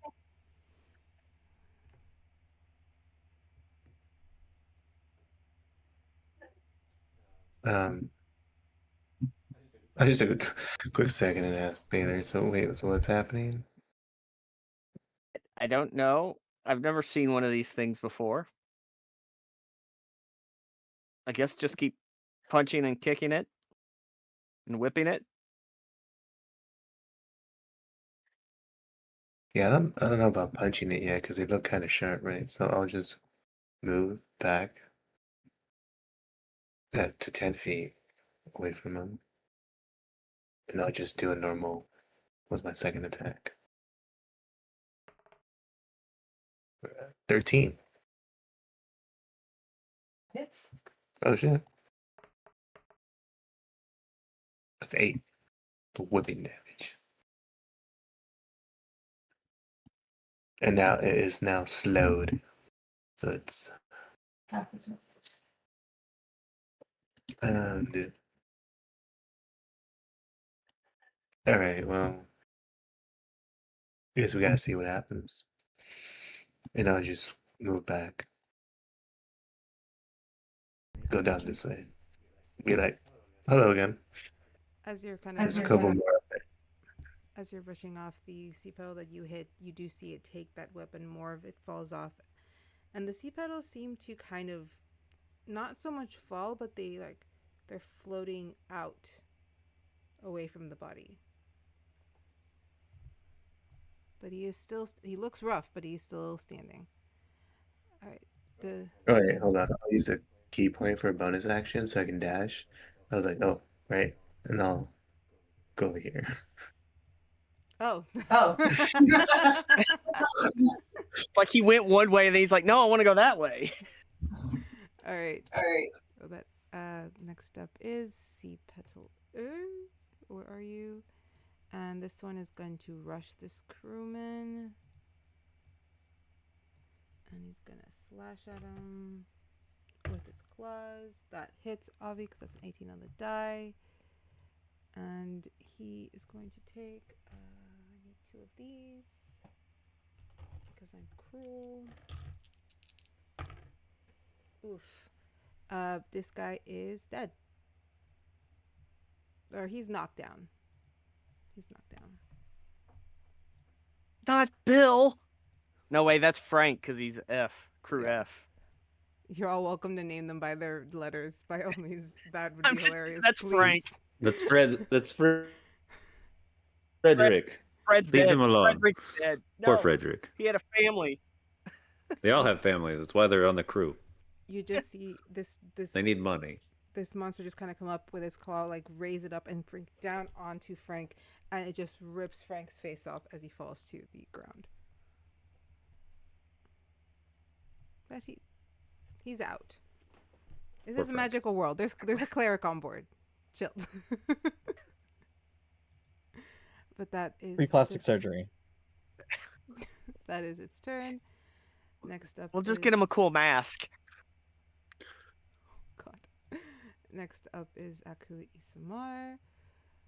And this is on me because I forgot to pull up her sheet. But as she's right there with Dan, she's just like, "Don't let any of the petals fall into the sea. That's how they regenerate. We have to burn them." Oh, great. Yells that out so everyone can hear it. I think it was pretty smart. Imogen repeats it, stating, "We have to burn the petals." Where are you?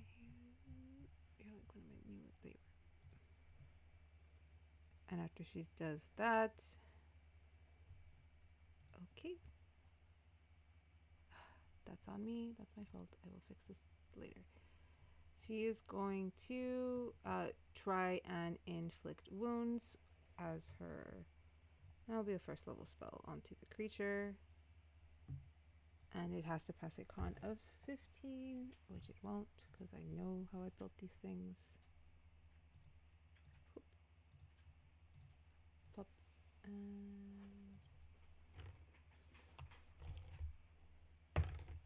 Nope, doesn't pass. And so then let me just 2d10s. I don't want to roll on the sheet here because then I freeze. So I never roll on the sheet. Right. That is 17 points of damage, and this one is looking very worse for wear, but it is still standing. Right, next on the is Imogen, who isn't going to. She's going to stay where she's at. She's trying to help move the boat faster to get them out of this area. Where is Sea Petal? This guy's gonna just move over to this guy. Next up is Balor.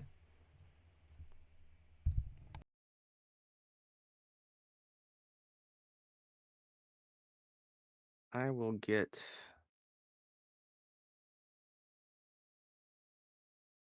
I will move So I'm 10 feet away from sea petal C. First attack.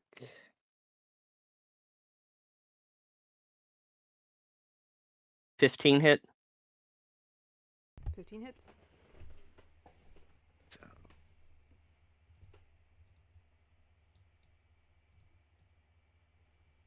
So 12 or 9 slashing, 3 fire damage. 9 slashing, 3 fire damage. So Yep. 12. You aimed for C, right? Yes. Okay. How do you want to do this? Because Basically, as the whip wraps around, it just lights him on fire. the whip wraps around, he lights on fire, and you see the petals just disintegrate into this fire, and the coral just turn pale and dull and fall onto the ship in dust. The rest of my movement, it will get to 10 feet from B and using my second attack. Same thing. 16 hit. 16 hits.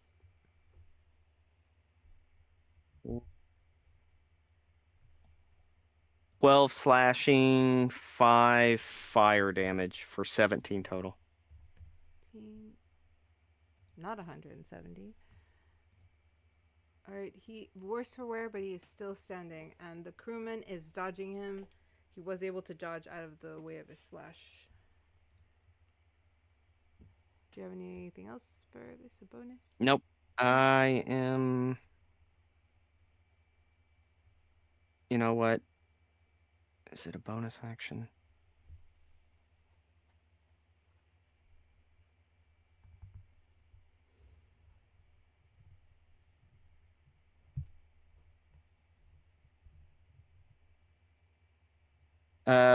Bonus action, I am hexing that one. Got it. Should have done that first. So he is hexed. Got it. Hexed. And does that complete your turn? That is the end of my turn. Got it. Actually, Zendril is right after that, actually. Okay. So... Fred's dead. Fred is dead. Bonus action, she is going to light her sword ablaze and then just run up and attack C petal H. Does a 12 hit? Yes, it does. They don't have a high AC.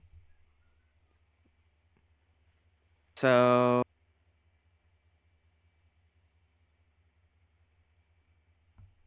10 piercing, 3 fire. I am not invoking sneak attack on the first attack. Alright, that takes it. You see it take considerable damage, but it is still standing. And with the second attack, 14 hit. 14 hits. And this one I'm laying the sneak attack in on it. 12 piercing, 5 fire, 12 sneak attack for 29 damage. What does it look like? So the first attack was the slash, and then she flips the sword around and stabs him right under the rib cage as it is on fire. And this one is dust. And then she'll immediately look at Imogen Sight like, look, I saved your life again. Thank you. There's more See, of I'm them. good for something. You're good for more than that. You know that. But just not right now. Go kill more. Kill them more.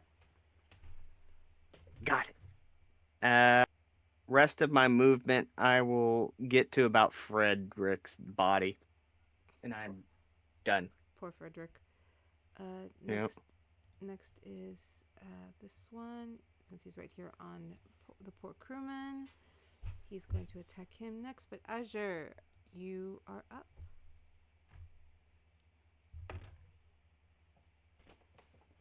All right. That poor crewman.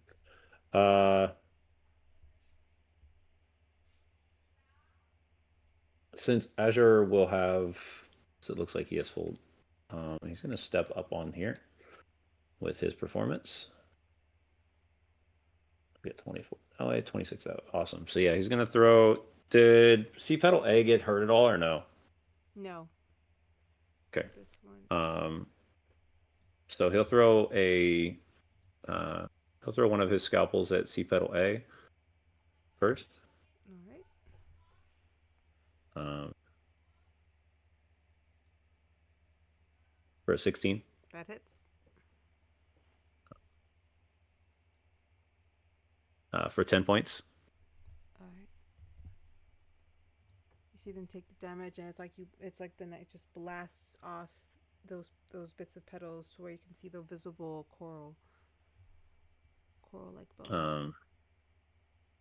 Noticing that did not Kill him. No. Kill him, he will target with the. Actually, that puts him. He now has. Let me make sure I get it right. He'll have Nick, so you make an extra attack with a light weapon. You can make the attack as part of an action rather than as a bonus action. So he'll Nick. So he'll do the second blade again. Whoops, not that one. Don't worry about that at the moment. See if I hit first. 26. Maybe for, and if you want to take the 7, it'll be 7 more points.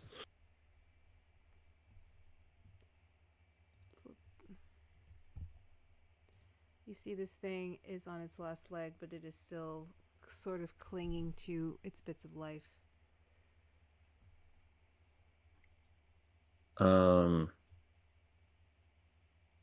Is a crew member considered An ally? An ally? Yes. All right. Well, then I'll just add sneak attack to that one to make sure that's gone. Right, where's my sneak attack?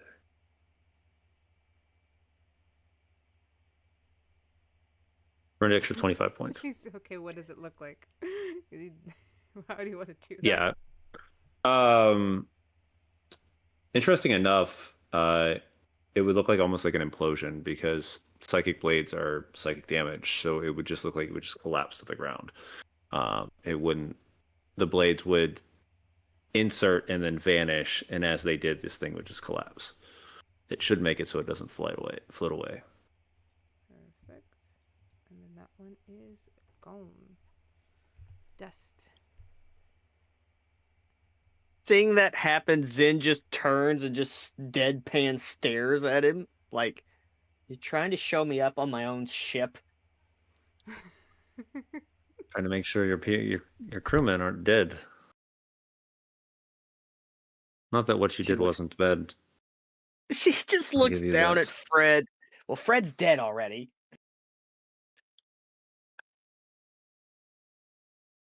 Next up is C petal E. Where is he? Where are you, sir? Oh, that's this one in front of Samar and Dan Sandeman. I didn't realize, like, I thought that was the end of it. I'm like, when the hell does Ori go? And I'm like, oh, there's the arrow to move over to the next wave. I'm like, didn't Ori have a turn?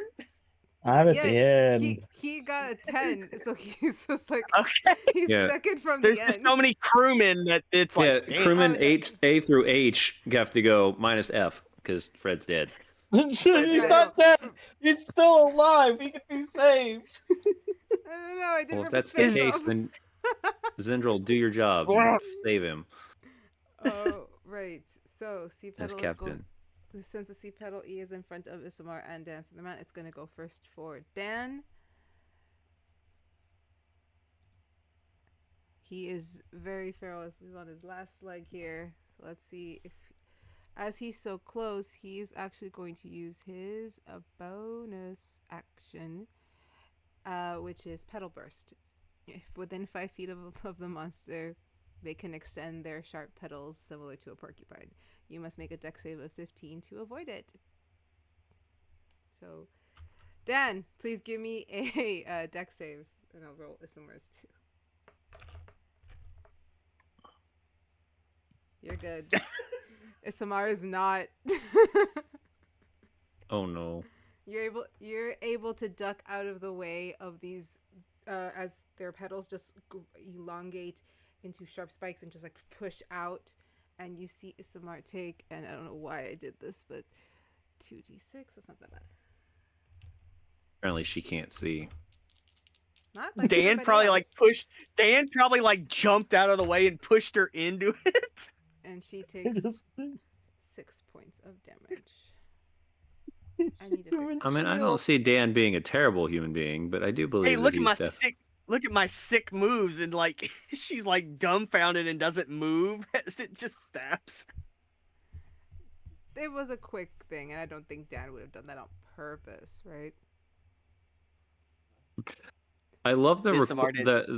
the question there, right? Like She didn't see it coming. I'm gonna let you have it. I'm gonna let you have that one. For This? free. You didn't see this? It's like the best line in Ocean's 12. This? You couldn't see this? No, she did not see it. And that was just its bonus. So, next up, it's going to try, and once again, with its arm, just kind of like try and slam down its claw. Let's see if I hit Dan Sandman after he so expertly was able to avoid my spikes. Does a I don't think a 15 hits you. God damn it. No, as my reaction, since it missed, I'll use one of my key points, and I'll use my sway momentum to like make him hit himself. Because it says when a melee or two hit misses you, you can redirect it to hit somebody within 5 feet. So I'll make it hit himself. But it wasn't a true hit. What is it? You had to. It was a deck save. No, the one right now. Oh, okay. Okay. So he missed because I was. Yeah, that's what I'm saying. So I do like the drunken master style thing where I redirect his to hit himself. So you have to roll the damage to see how much it hurt himself for. stop hitting yourself. Stop hitting yourself. At least he didn't redirect it into ASMR. You're trying again.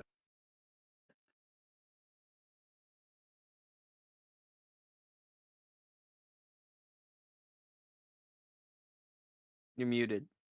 What does it look like when you redirect him? He didn't have much left. But it's like it's this water theme on the boat. It's just kind of like a wave motion of like wrapping around its pedal hand and just smacking itself in his face.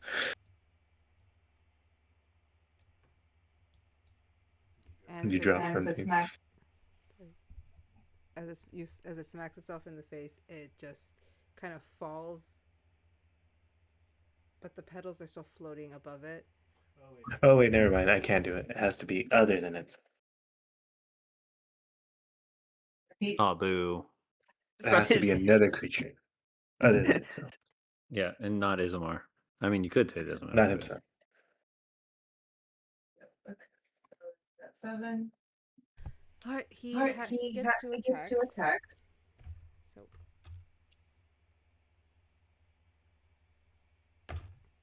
And he's rolling And like he's shit. rolling like shit. So So that missed that as was well. well. He's upsetty. But Isamar is she's all right. She's just kind of nursing the fact that she wasn't able to move out of the way. Next up is the crew. Some will try and fight back, but most of them are really just kind of trying to get out of the way because they're realizing they're more of a hindrance in this moment. Except for this poor guy, he's stuck. But most of them try to kind of move out of the way of everybody who is actually useful.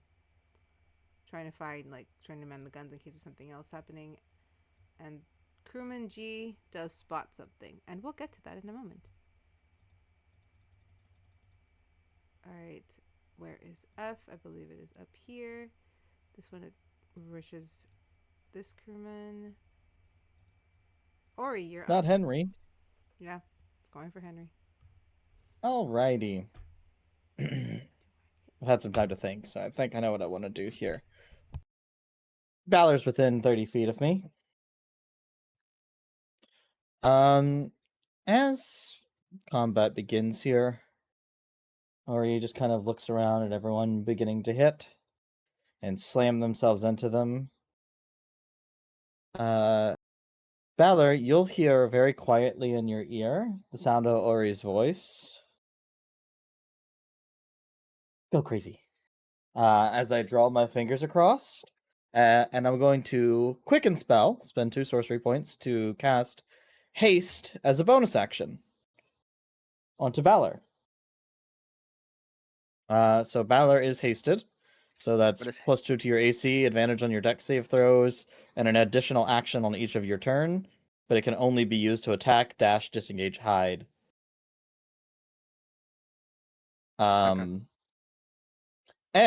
because I used meta magic, I'm going to activate my Astral Shard.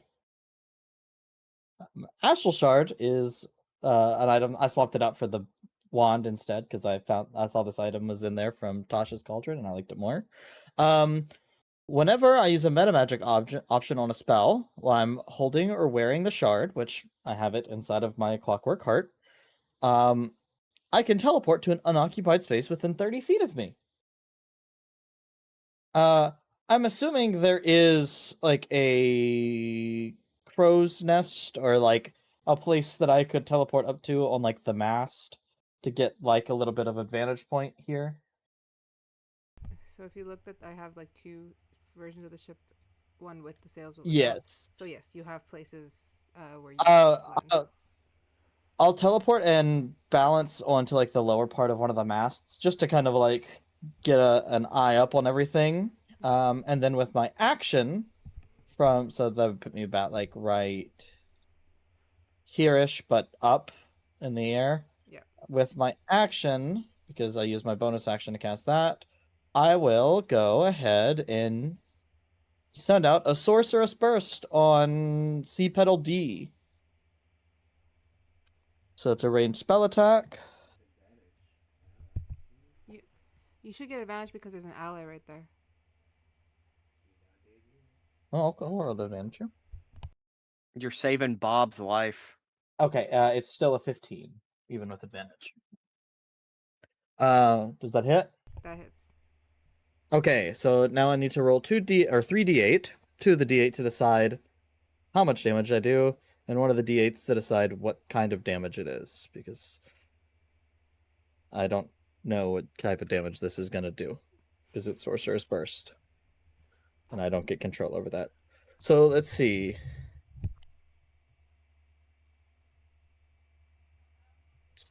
Lightning damage, and it's going to be 8 lightning damage. All right. You see this lightning strike it, singeing a lot of its petals off, but it is still there. Gotcha.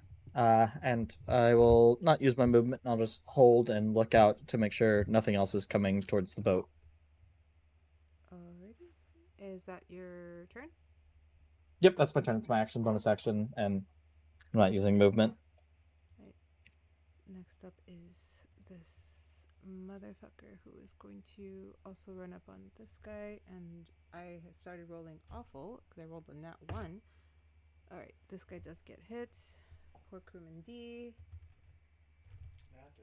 Not Deshaun. So, It's David. Gosh. David. oof, that's 13. I thought it was Dale. Dale. Could be Dale. Well, Dale. And we Dale, have- David, Deshaun. He's God triple D. dang it! Hi! Getting ready to go. Oh, dear son, thank you so much. It came to the aid of Dale, David, Deshaun. Yeah. Okay, whoever said my audio is really low, give me a second. I can fix that because I know why that happens. I know why it happens. Let me fix it. But thank you so much for being here. Remember, You don't have to say if you just want to lurk because you need to go and chill. By all means, go unwind from your stream while I fix my goddamn audio that got down to freaking 49. This is what I'm supposed to sound like. That's annoying. That's gonna be really hard in post. All right.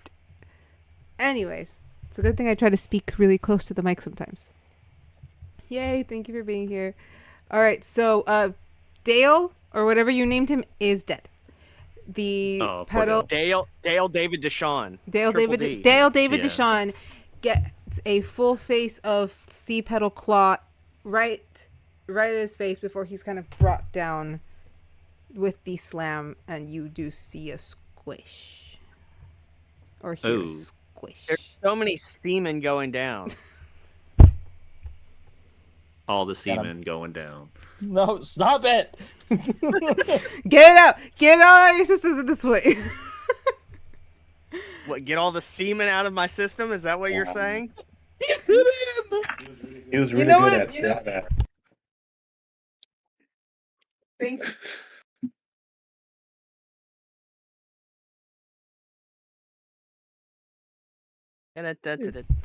I want a shot of tequila. I want a shot of tequila right fucking now because that's it. I want a shot of tequila.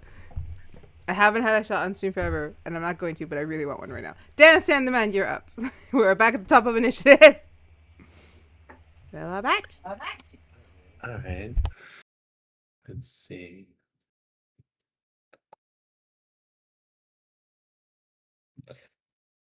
I will punch him Good start. for 25 to hit. Okay. It's 10 damage. Now, how would you Now, like to how do would this? you like to do this? Taking vengeance for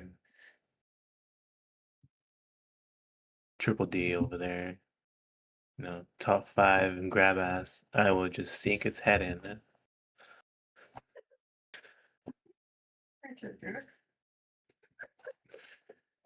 And then.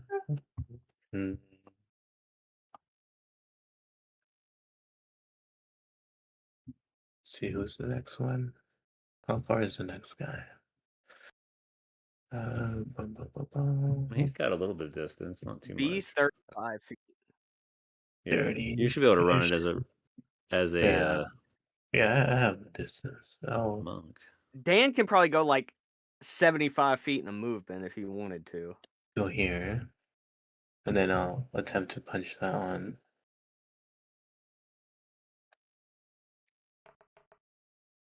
Oh, we roll those. Because we're not an 18 to hit. They have an AC I of have an AC 10, of 10. Oh, okay. What is that? but yeah, you have. You have That is 15 damage. okay. He was also pretty low, so He's let's dead. look. Oh yeah, he was already low. Okay. Where's the other guy at? And he was hexed. Yeah, but my hex doesn't do anything for So I Dan. think the guy had a bad luck. Bad run. 60-ish. Yeah.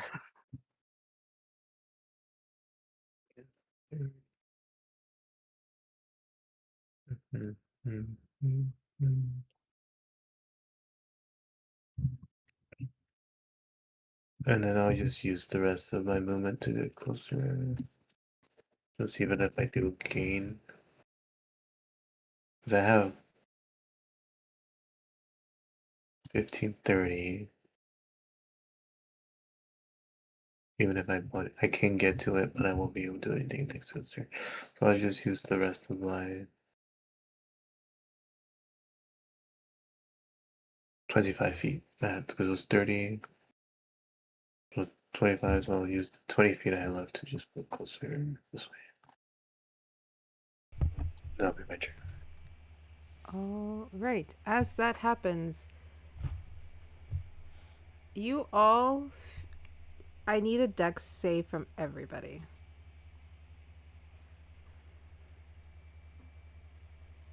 Advantage because of hex. Is there anyone on our side that has disadvantage on this? Any of the crew members or anything like that? No, because the crew members that have been attacked have all died. I'd say that's a disadvantage. Okay, well. You said it's a dex save? Yep. Oof, Dan. All right, Dan and Ori, you are knocked to the ground as something very large hits the side of the ship, kind of rocking it. The rest of you who rolled The higher, DM? I'm on the mast. you fall off the mast. I'm gonna use my reaction then Okay. to cast Featherfall. The falls just a lot lighter. There goes my free cast to Featherfall. At least you did. But you're okay. I am okay. That's why I was okay with going up there, but I wasn't expecting it to happen so soon.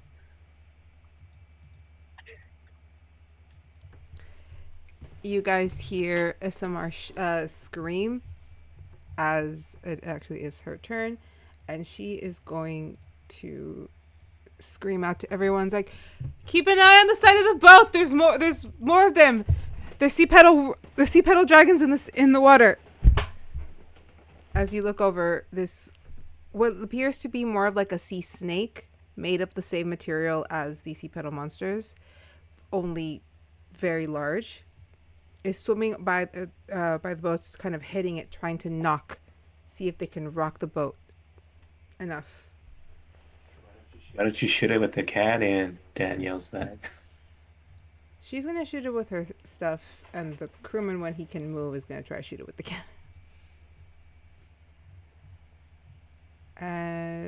Do I have anything that actually shoots out is the question. Please, nobody make a joke about that. I beg you, because I had no other word for that. Please. I didn't even look at my screen. I thought I already went down.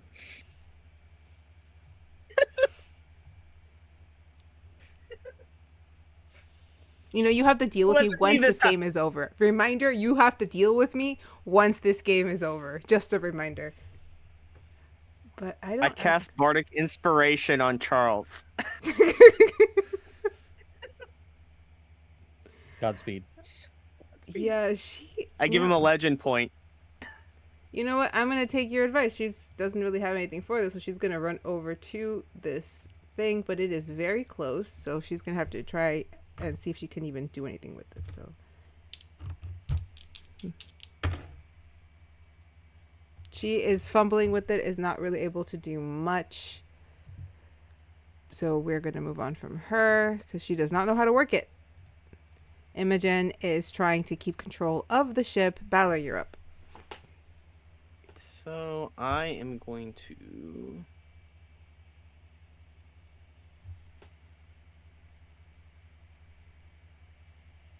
really come on. Move up to 10 feet. Bonus action Hexblade Curse on the Sea Petal Wyvern. That was the word I was trying to say.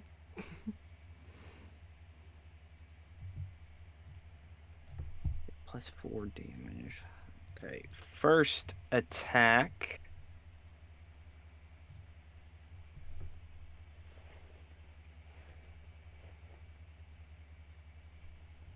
Hold on, is that Hexblade Curse? Give me. Of course. Okay. I assume A 28 hit. 28 hits. Yes. Because Hexblade, if it was a 19, it would have been a crit, so that's what I was making sure. So first attack. Nat 20. So are we doing double damage? How are we doing? If you're doing, yeah, remember it's same thing, double damage. So whatever you roll for your damage, you double it. So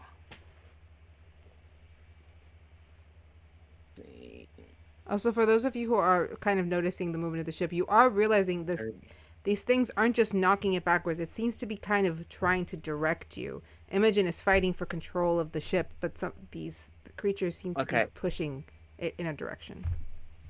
First attack is 38 damage. Attack number 2. 12 probably doesn't hit. 12 doth not hit.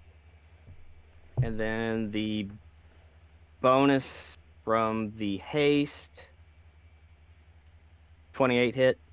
28 hits. Or 21 damage. All right. You see this thing's skull-like mouth just open in like a bit of a weird, like almost gargled growl of pain, but it is still trying and ready to attack. I can move my thing better. I love D&D Beyond, and then I hate it. Group, and we're gonna push them into the initiative for next. All right. They have not bad. Bonus action for Zendril. She is going to turn and look at Azur and give him Bardic Inspiration, which is a D8. And then she is going to use her full movement to get to F and attack or attempt to. First swing, 16 hit. 16 hits. She's laying sneak attack into this one for 32 total damage. How do you want to do it? Please hold. What letter? What? It's Is that H?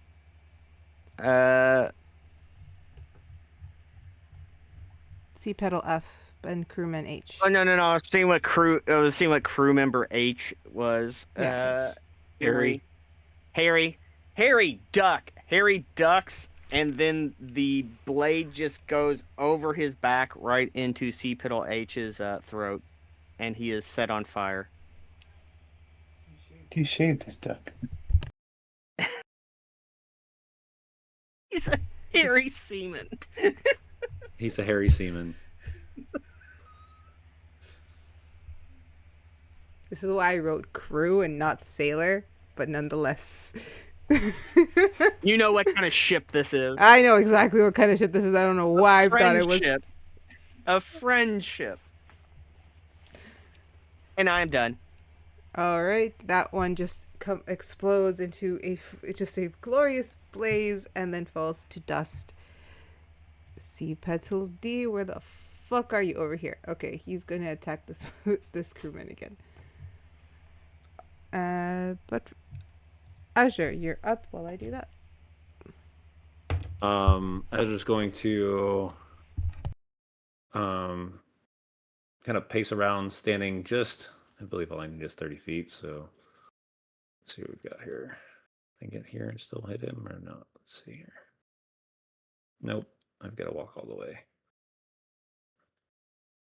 That brings me what? What is that? 30. Okay. He'll actually have had to hop down. Oh, that's lame.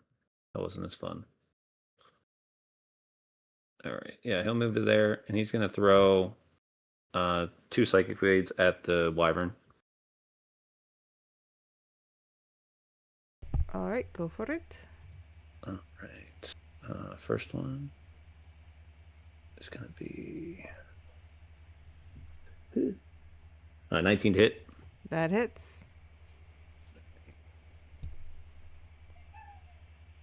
That's going to be, he's actually going to activate his, where'd it go?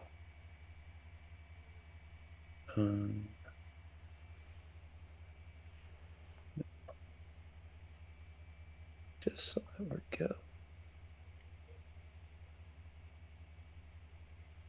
Pierce. Oh, it's Piercer.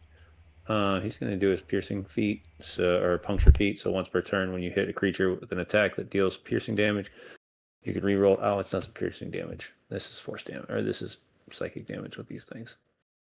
That's lame. Anyway, 6 points for the first one. Then he's going to vex. So he'll have advantage on the second one, which will allow him to activate for sneak attack. Dale. It's a 23 to hit for the second one. Definitely hits.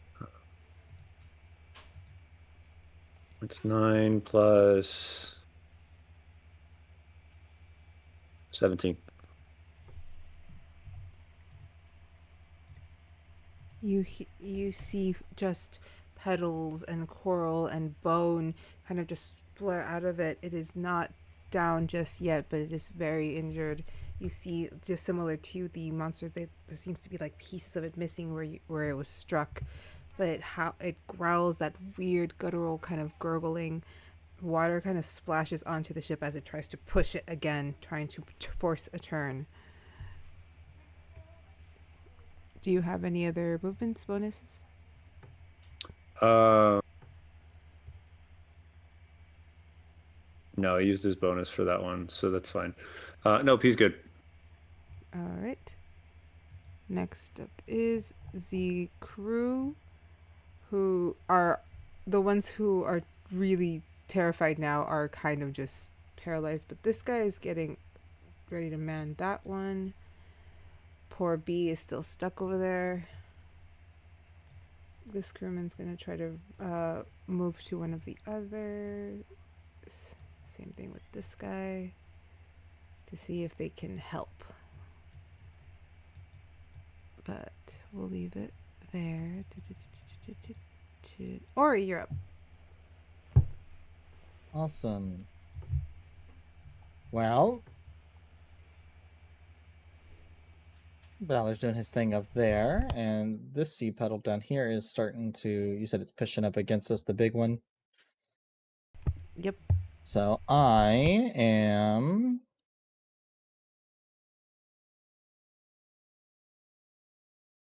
If it ain't broke, don't fix it. Spend 2 points to go ahead and quicken a spell, which lets me use my astral shard. So I'm going to teleport kind of right down, kind of position behind Azure, like center deck there. And I'm going to look towards the big creature that's in front of me. And I'm going to unleash a storm sphere. What's that? So, and it's a fun spell. It sounds fun. Oh no, what happened to all my tabs? All my tabs just disappeared. Oh, everything just disappeared. I have disappeared. Oh, I'm back. I went to a secondary desktop. You were You were got here the whole plane time. shifted. You faded away for a second, but So- you're back. Yep, Yeah. I'll do it. So, storm sphere. 20-foot sphere of whirling air is where I target. So, I'm just dropping it kind of. Oh, is it radius? It is radius. So, kind of just like this, so that it's not hitting anybody, and if anybody needs to get up and stab it, if they can. The sphere remains there for the spell's duration. Until the spell ends. So each creature, when it appears, has to make a strength saving throw. So it needs a strength saving throw. DC is going to be...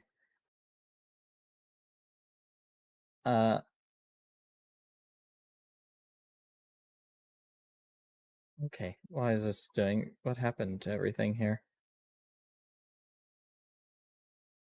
I gotta reopen my tab. It glitched out on me. Sorry. I have no idea what just happened, but it like split my tab into two when I came back, so I couldn't see my DCs. As while you're fixing that, as that's happening, everyone else, you are like the feel that the ship is moving is very obvious. Imogen cries out to others like, Like, they're forcing us into a full sharp turn. Just hold on. I can't fight against them. They're too strong. All right. So it's a DC 16 strength saving throw that needs to make for the first bit of this. That was a 3. Okay, so it only take from the first part, since it failed that, it's going to take some bludgeoning damage, but it's not a lot. It's going to be 10 bludgeoning damage as the winds kind of hit this thing. Now for the second part, until the spell ends, I can use a bonus action on each of my turns to cause a bolt of lightning to leap from the center of the sphere towards one creature within 60 feet of the center. I make a ranged spell attack. I have advantage on the attack roll if the target is in the sphere. So I'm gonna roll to hit it now. So I can roll with advantage because it is in the sphere. That's a nat 20 for a 29. I rolled Double a your- 2 and a 20. Double that damage. So that's 4d6 lightning damage. Doubled.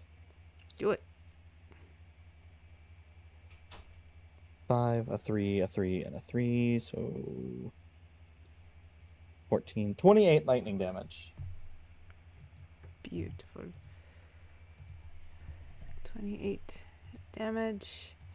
This creature is looking worse for wear. It is still alive, but you do see it's starting to weaken. That push on the boat might have lightened a bit, but you are already in that full turn. And then Charles, if I could get another dex save from everybody so that you don't get knocked to the ground as the ship is, from just that hit, his reaction to push against the ship again. Weaker, but it's still gonna shake it. I didn't give you the DC for this. The DC isn't that bad. It's like 13. That's a 13.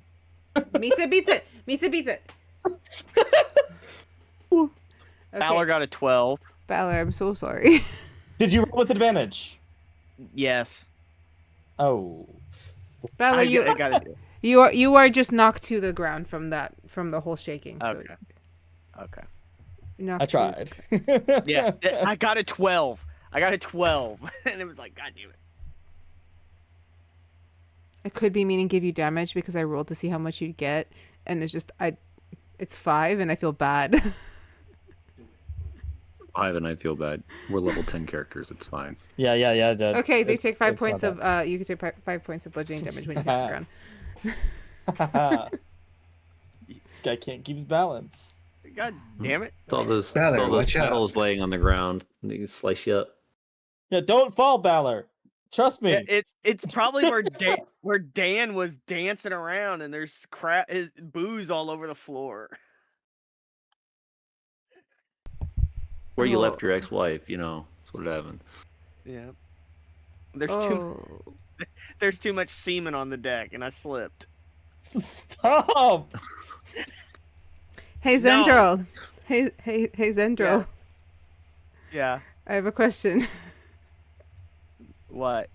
and I should take a picture, because I never get to roll nat 20s as a DM. So like, I get excited when they happen. I think you're getting hit. I'm taking a on. picture. I'm taking. Was it rolled straight or with advantage? the sea pedal? Whatever just happened. It was rolled straight. I did not Okay. roll with advantage. Because I was gonna say, if it was rolled with advantage, I can be really mean here No, I rolled it straight. because I have Bastion of Law to negate advantage and disadvantage on any target.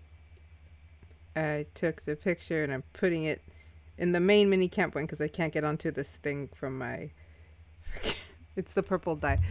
So, Zendril, let me. You'll be fine. You'll be fine. However, that was a critical hit. So, for them, they don't get to double their damage. I actually have a thing already set for him, and it's not too bad.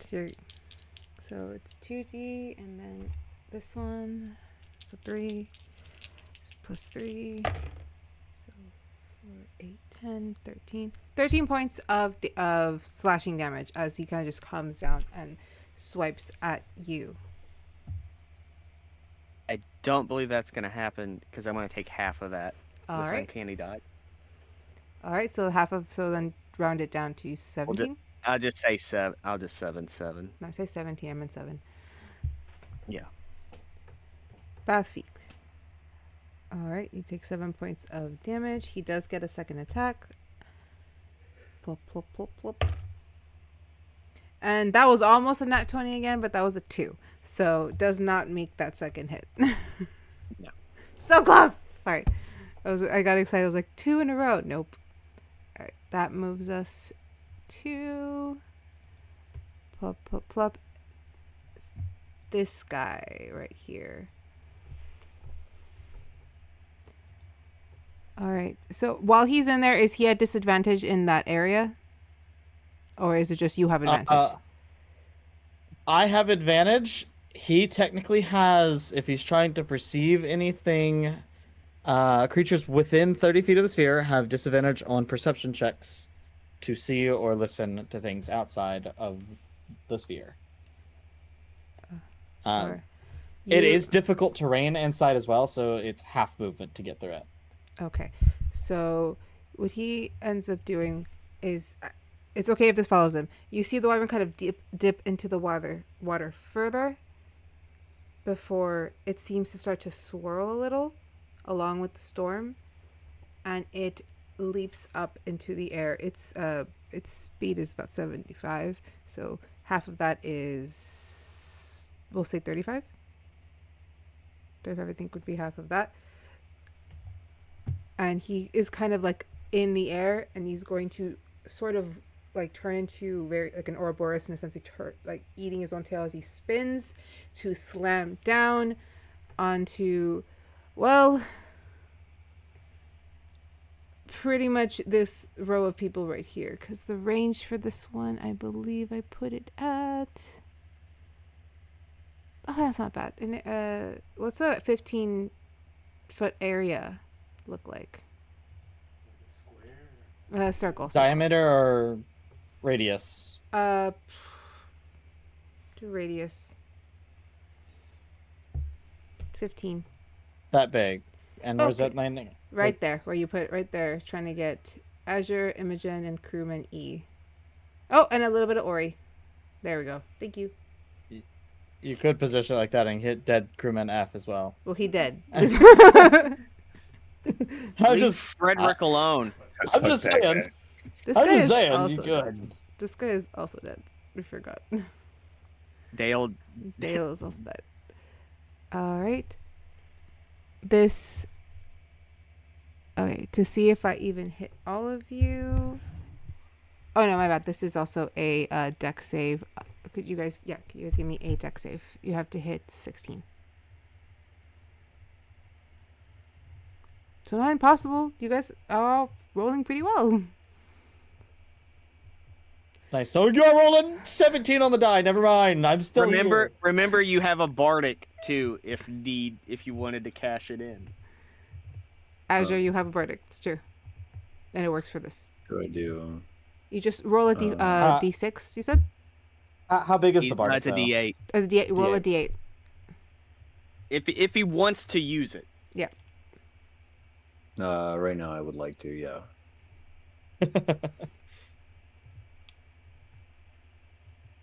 Yeah. It's All good. right, that puts you right over. So you guys are only going to take half of this. Let me roll for Imogen. That is not Imogen's die. This is Imogen's die. You know what? Yeah, it's 18. We're good. She's solid too. Crewman E. Come on, man. Come on, man. Ooh, that's a 7. Not Earl.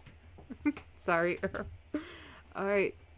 And that is going to be 2d8. Those who pass it are only going to take half of this. So, no need to panic. But Earl might be dead in a minute.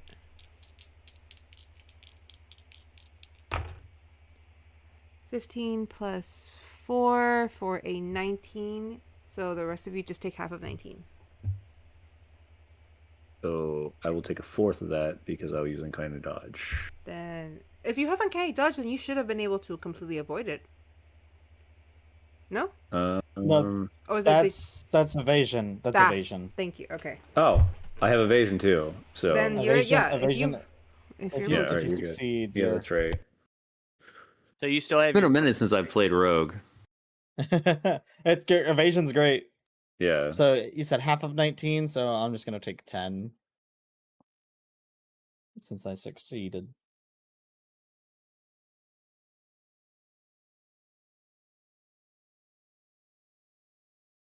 Earl is dead. Oh, poor Earl. Man, I'm never picking up people on my boat again. It's okay. He wasn't top 5. Patrick, no offense. In the most offensive way I could say this, your crew sucks. Well, they were a scab crew anyway.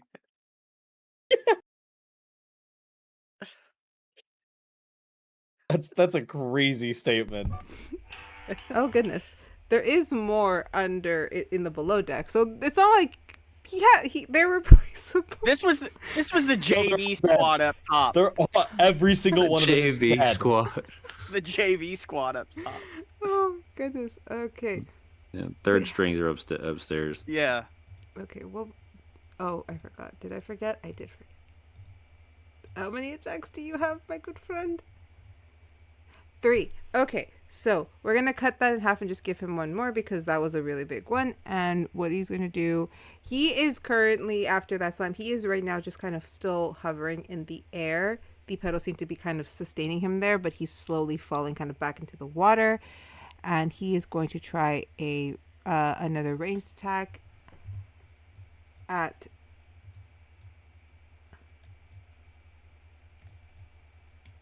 you know what, Zendril? How do I move that damn circle? And make it 20. Make it 20. Yeah, we really want to hit dead crewman D. Man, leave Deshaun alone. He's Hey. already dead. Hey, We gotta get Dale's body back home to his family. We want him to have an Yes. open casket at least. Ow. Ah! Sorry, something's stabbing me. Something was stabbing me. Actually, you know what? I take that back. I'm not going to do that. Remove that. I'm actually just going to try and snatch H. Not Harold. He'll be fine. Harold? No, it's Harry. It's Harry. We've Harold already Harry. discussed this. Harry Harrington. Alright, I miss. Harrington.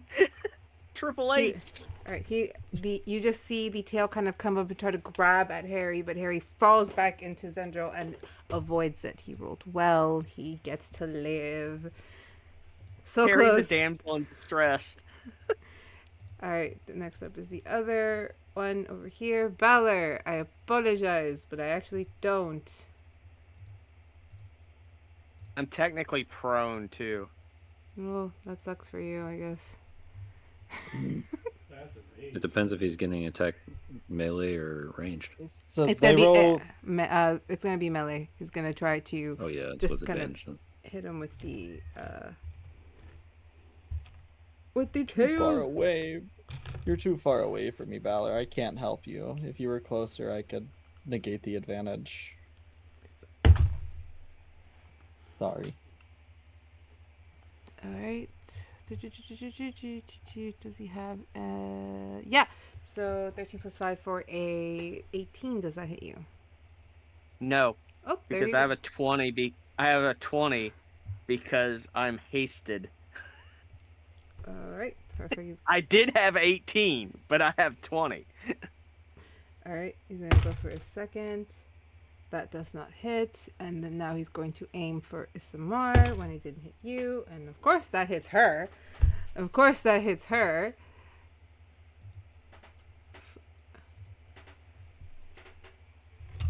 For this poor girl's getting hit a lot. She takes 14 points of damage.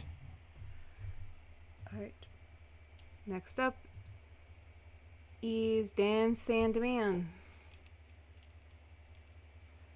The waters are more chaotic now as you're trying to move through. The boat is rocking. It's being pushed forward. Something is carrying you forward. And with those of you with a perception above 20, you notice you're moving towards a structure starting to come out of the sea in the distance.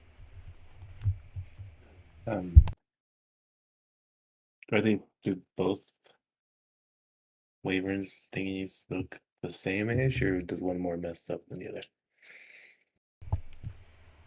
The one closer to Zendril and Azure and Ori, that one looks a bit more worse for wear. It seems to be showing more of its skeletal body. Okay, I'll use a key point to bonus action dash them.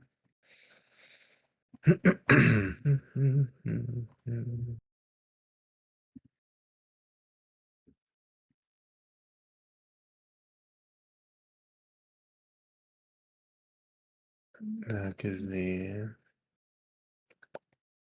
lot of movement.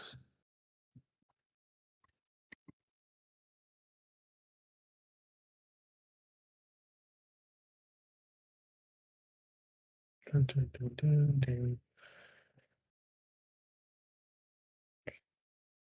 And then I will do 2 hit.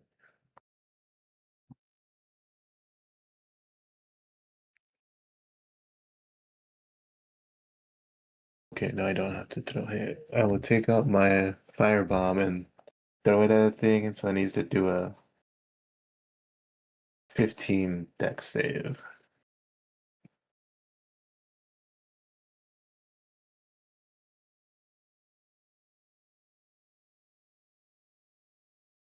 That is a 8 plus, because of course I gave them something. You said Dex? I don't think you said how much did you say it was? Because it's a 10. No, it doesn't make it. 15. Alright, so it hits it, was able to dodge it, and it'll be taking 2d6 slash damage and 4d6 fire. So that's 5 slashing and 10 burning, 10 fire, my bad. And it's now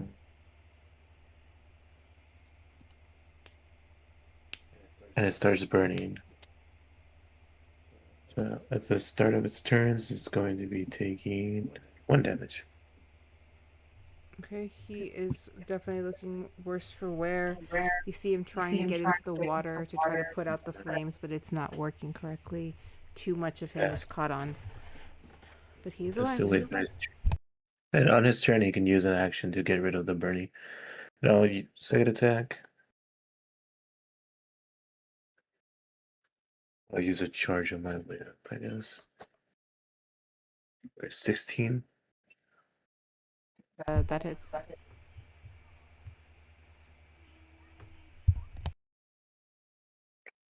Dun, dun, dun, dun. But 10. What's for 10 fire damage?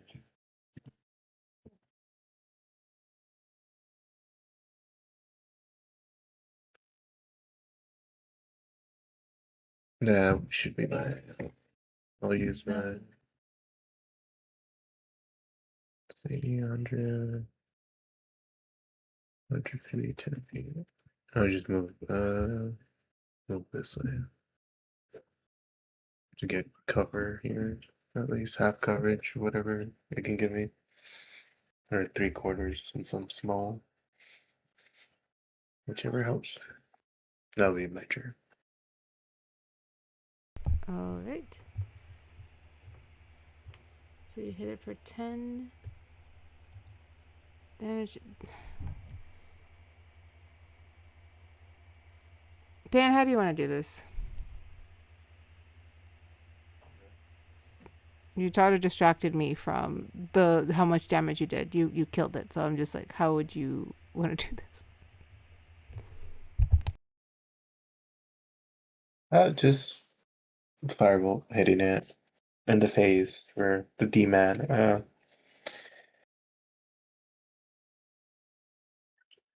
The fireball hits in the face and just spreads. Every petal lights, the coral shatters as it just sinks. Doesn't come back up. And you killed one of them. Yay! Next up, Isamar is going to try and use the cannon. And let's see if her aim is any better than it. I hope, you know what? That is a meets it, beats it, because that's a 15. And I think the cannons, that's not crazy damage. I think it's the same thing with the other ones. Clip. No, she barely does anything. She does 7 points of damage to that wyvern.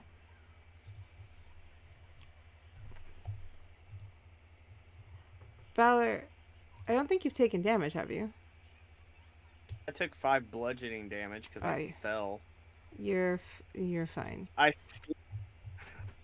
on But some substance that was on the deck. Did you hit him with the nat 20? Hmm? Did you hit him with the nat 20? Oh, that was Daniel. Yeah, that was them. Who got hit with the 20? Okay, she's going to try and cast. Okay. She's going to cast Bless on you, sir. And that will be her turn. What does Next. Bless do again? D4. Bless. Yeah, you bless up to 3 creatures within range. Whether a target makes an attack or saving roll, you throw before the spell ends. The target adds 1d4 to the attack roll or save.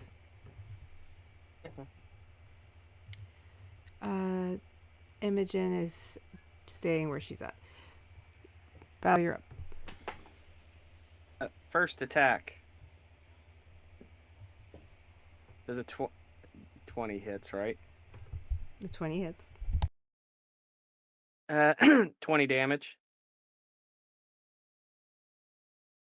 Second attack. 25 hit. Yes, 25 hits. 15, actually 19 more damage. How do you want to do this? After being knocked down on his ass and seeing SMR shoot him with the cannon, he just gets up and just first crack of the whip hits it, and then the second one just kind of grabs it around the neck and pulls him down as he is lit on fire. In a similar fashion as the others, he turns to dust that just sinks into the sea. Then bonus action, action surge, and I am shooting at Sea Petal D with Eldritch Blast. Nat 20. Jeez. There you go. So that's 18 force damage on the first one. Is still only 2, right? Yeah, And so then D the second blast. D is dead. Okay.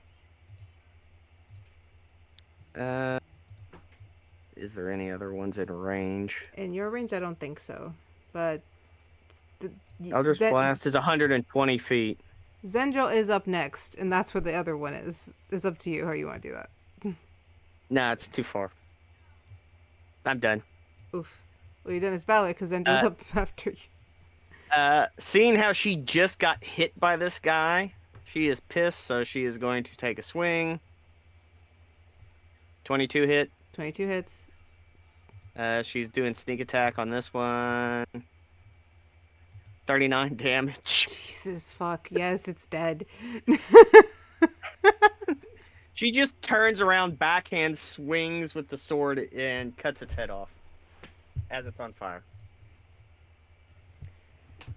And I believe that is the last, and that would officially put us out of initiative. I don't think there's any more. I think that was it. I didn't add that many. All right. So, combat. As everything starts to settle, the wyvern's no longer there pushing the ship. Some scatterings of the dust and the ashes of the sea petals. You see Isamar run to the crewmen that were knocked in an attempt to try and save whomever she can. And I'll tell you if she can in a minute.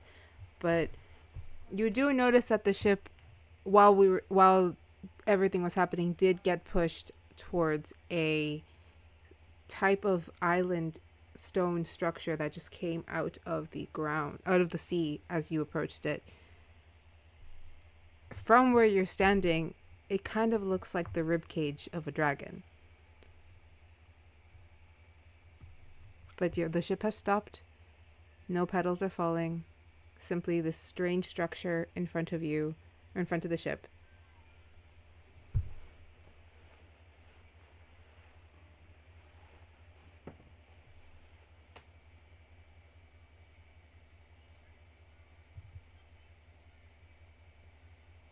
Is this what this thing was pushing us to?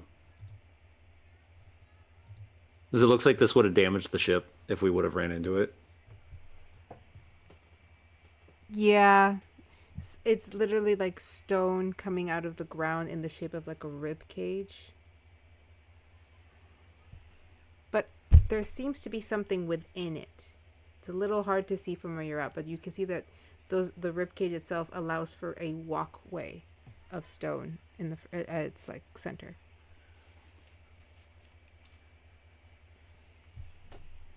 Zendril is just like, your call. Do you want me to go towards it, or we keep going to Seneva?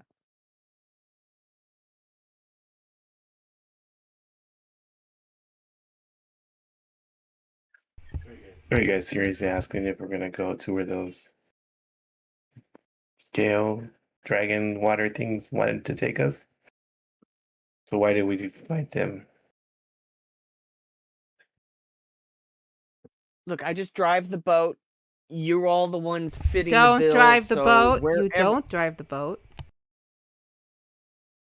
You hear Imogen's voice coming through. You don't drive the boat.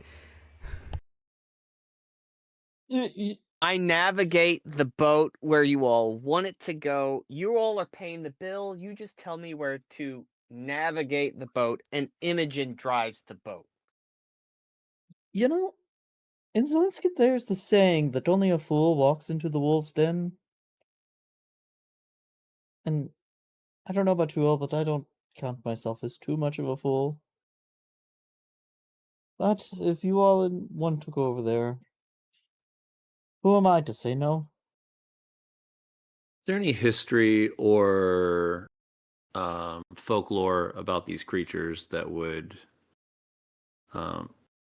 maybe give insight on if we're walking into something that's dangerous, or rather something that's like destined? Roll me a history. It's gonna be a low DC of like 5. I want to give you some information. Well, Deshaun was really into these I got a things, but he's 12. not talking right now. With a And poor 12, Deshaun. you remember stories of the sea dragons that used to roam Sapphire Sea. Before the Queen, before the Fey Kingdom. You know dragons exist. They fly around every once in a while, but the sea dragons have been elusive. Harder to pinpoint.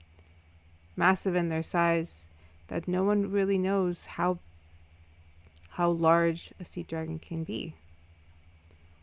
This structure is massive. Almost like the stories from when you were children, the pictures within the books. They usually were known to be where pirates would hide their treasure, where people would hide magical artifacts. There always seemed to be something to learn, gain at one of these sites in your storybooks.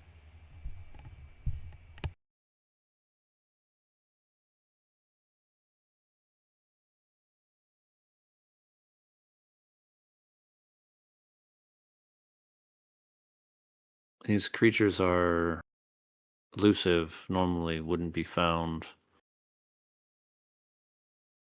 It's almost as if a treasure's laying in front of us. However, we are on a mission. We need to arrive soon, before our quarry goes away.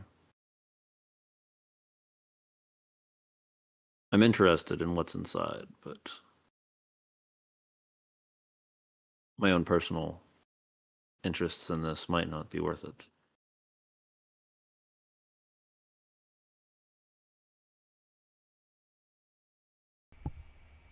I agree with you. But here's something we should ponder. What we're going up against, we could use every advantage we could possibly get. As much as I'd rather just go on past it, something tells me we need every advantage we can get. Not saying there is something in there.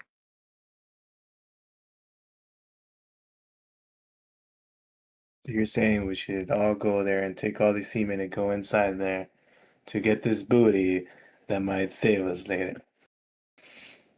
Because of its tails. What you said, but just not how you said it.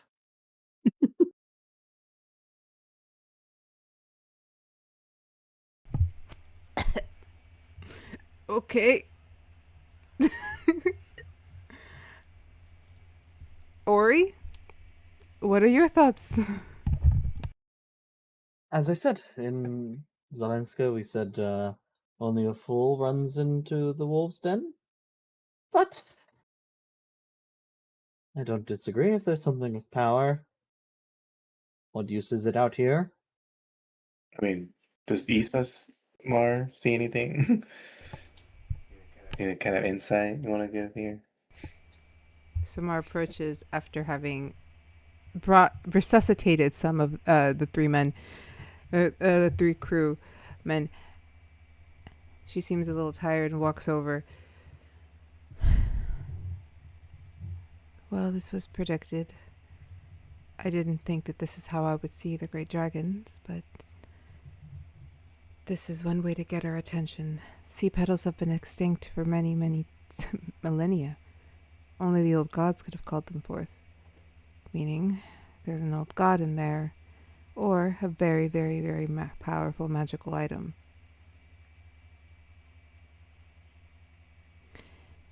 But the tides have led us here, and I am going to venture to where they lead, so they don't figure out what we're trying to do. But she does vote for going into the Dragon Island skull thing. Then let's entertain this. All right, if everyone is in agreement. The ship moves to dock, an area that would allow you to kind of just pedal through before you have to kind of swim, walk, as this water is pretty shallow. And let me add you guys. And I hate to be that person, but we need to cut it. It's No, this- already 12:30. This is what we're cutting. I was just showing you the map. Okay. I was like, just oh, no, we're showing you going the into map. another scene. I'm like, I'm in so much trouble. No, I just like to show you what's next sometimes. I got you. You're good. No, this was my cutting point initially. So you guys come to this large cavern, and you do in fact see something. But that'll be for next time, as this is where we are ending our game. I didn't want to go past 9:30 anyway, so yeah, I was like, no, I just need to get to this part, and then we can stop, because that's You're good. the best narrative. But yeah, thank you guys. That was our first session. I think it went really well. How do you guys feel about it? I've been so nervous. Oh, no, it went great. Yeah. Yep. First sessions are hard because you have to tie everybody together. But other than that, I mean, the boat worked really well as those tie-ins, so All right. I had a lot of fun. Yep. And I got to roll a nat 20. I'm taking that as a good thing. Not that not hitting Zendro being a good thing, just that I got to roll and use a nat 20 because I think it's been a couple But times. here's where what's fun. Here's what's funny. If it was near Bowler, I could have canceled it out, but he was on the other side Same. of the ship. But it wasn't. It wasn't. Yeah, there's at least like 5 or 6 I could've- 20s today. I could have canceled it as well. If it was with advantage. If it's with it, so yeah, if it was with advantage, I can cancel like anything that's advantage or disadvantage. If I don't want something to have advantage or I don't want us to have disadvantage, I'm like, nah. Yeah, I have an item that'll cancel out if it's within 30 feet of me. And you're muted. This is great because now I know what your guys' powers can do in battle, and I can up the stakes. Yay! Oh, you think you know that I do. Oh, you don't know. I know that. I know that I gotta up the stakes anyway. So that's the good thing. All right, guys, we are doing this monthly, so we will not be back until next month, and I will be posting when that is, as the story is going to span into May, but we are only going to be able to do this once a month. And so far, for this first session, we did everything that I had on my list. So we're on track. Yay! Yay. All right, have a good night, guys. We gotta go. Bye.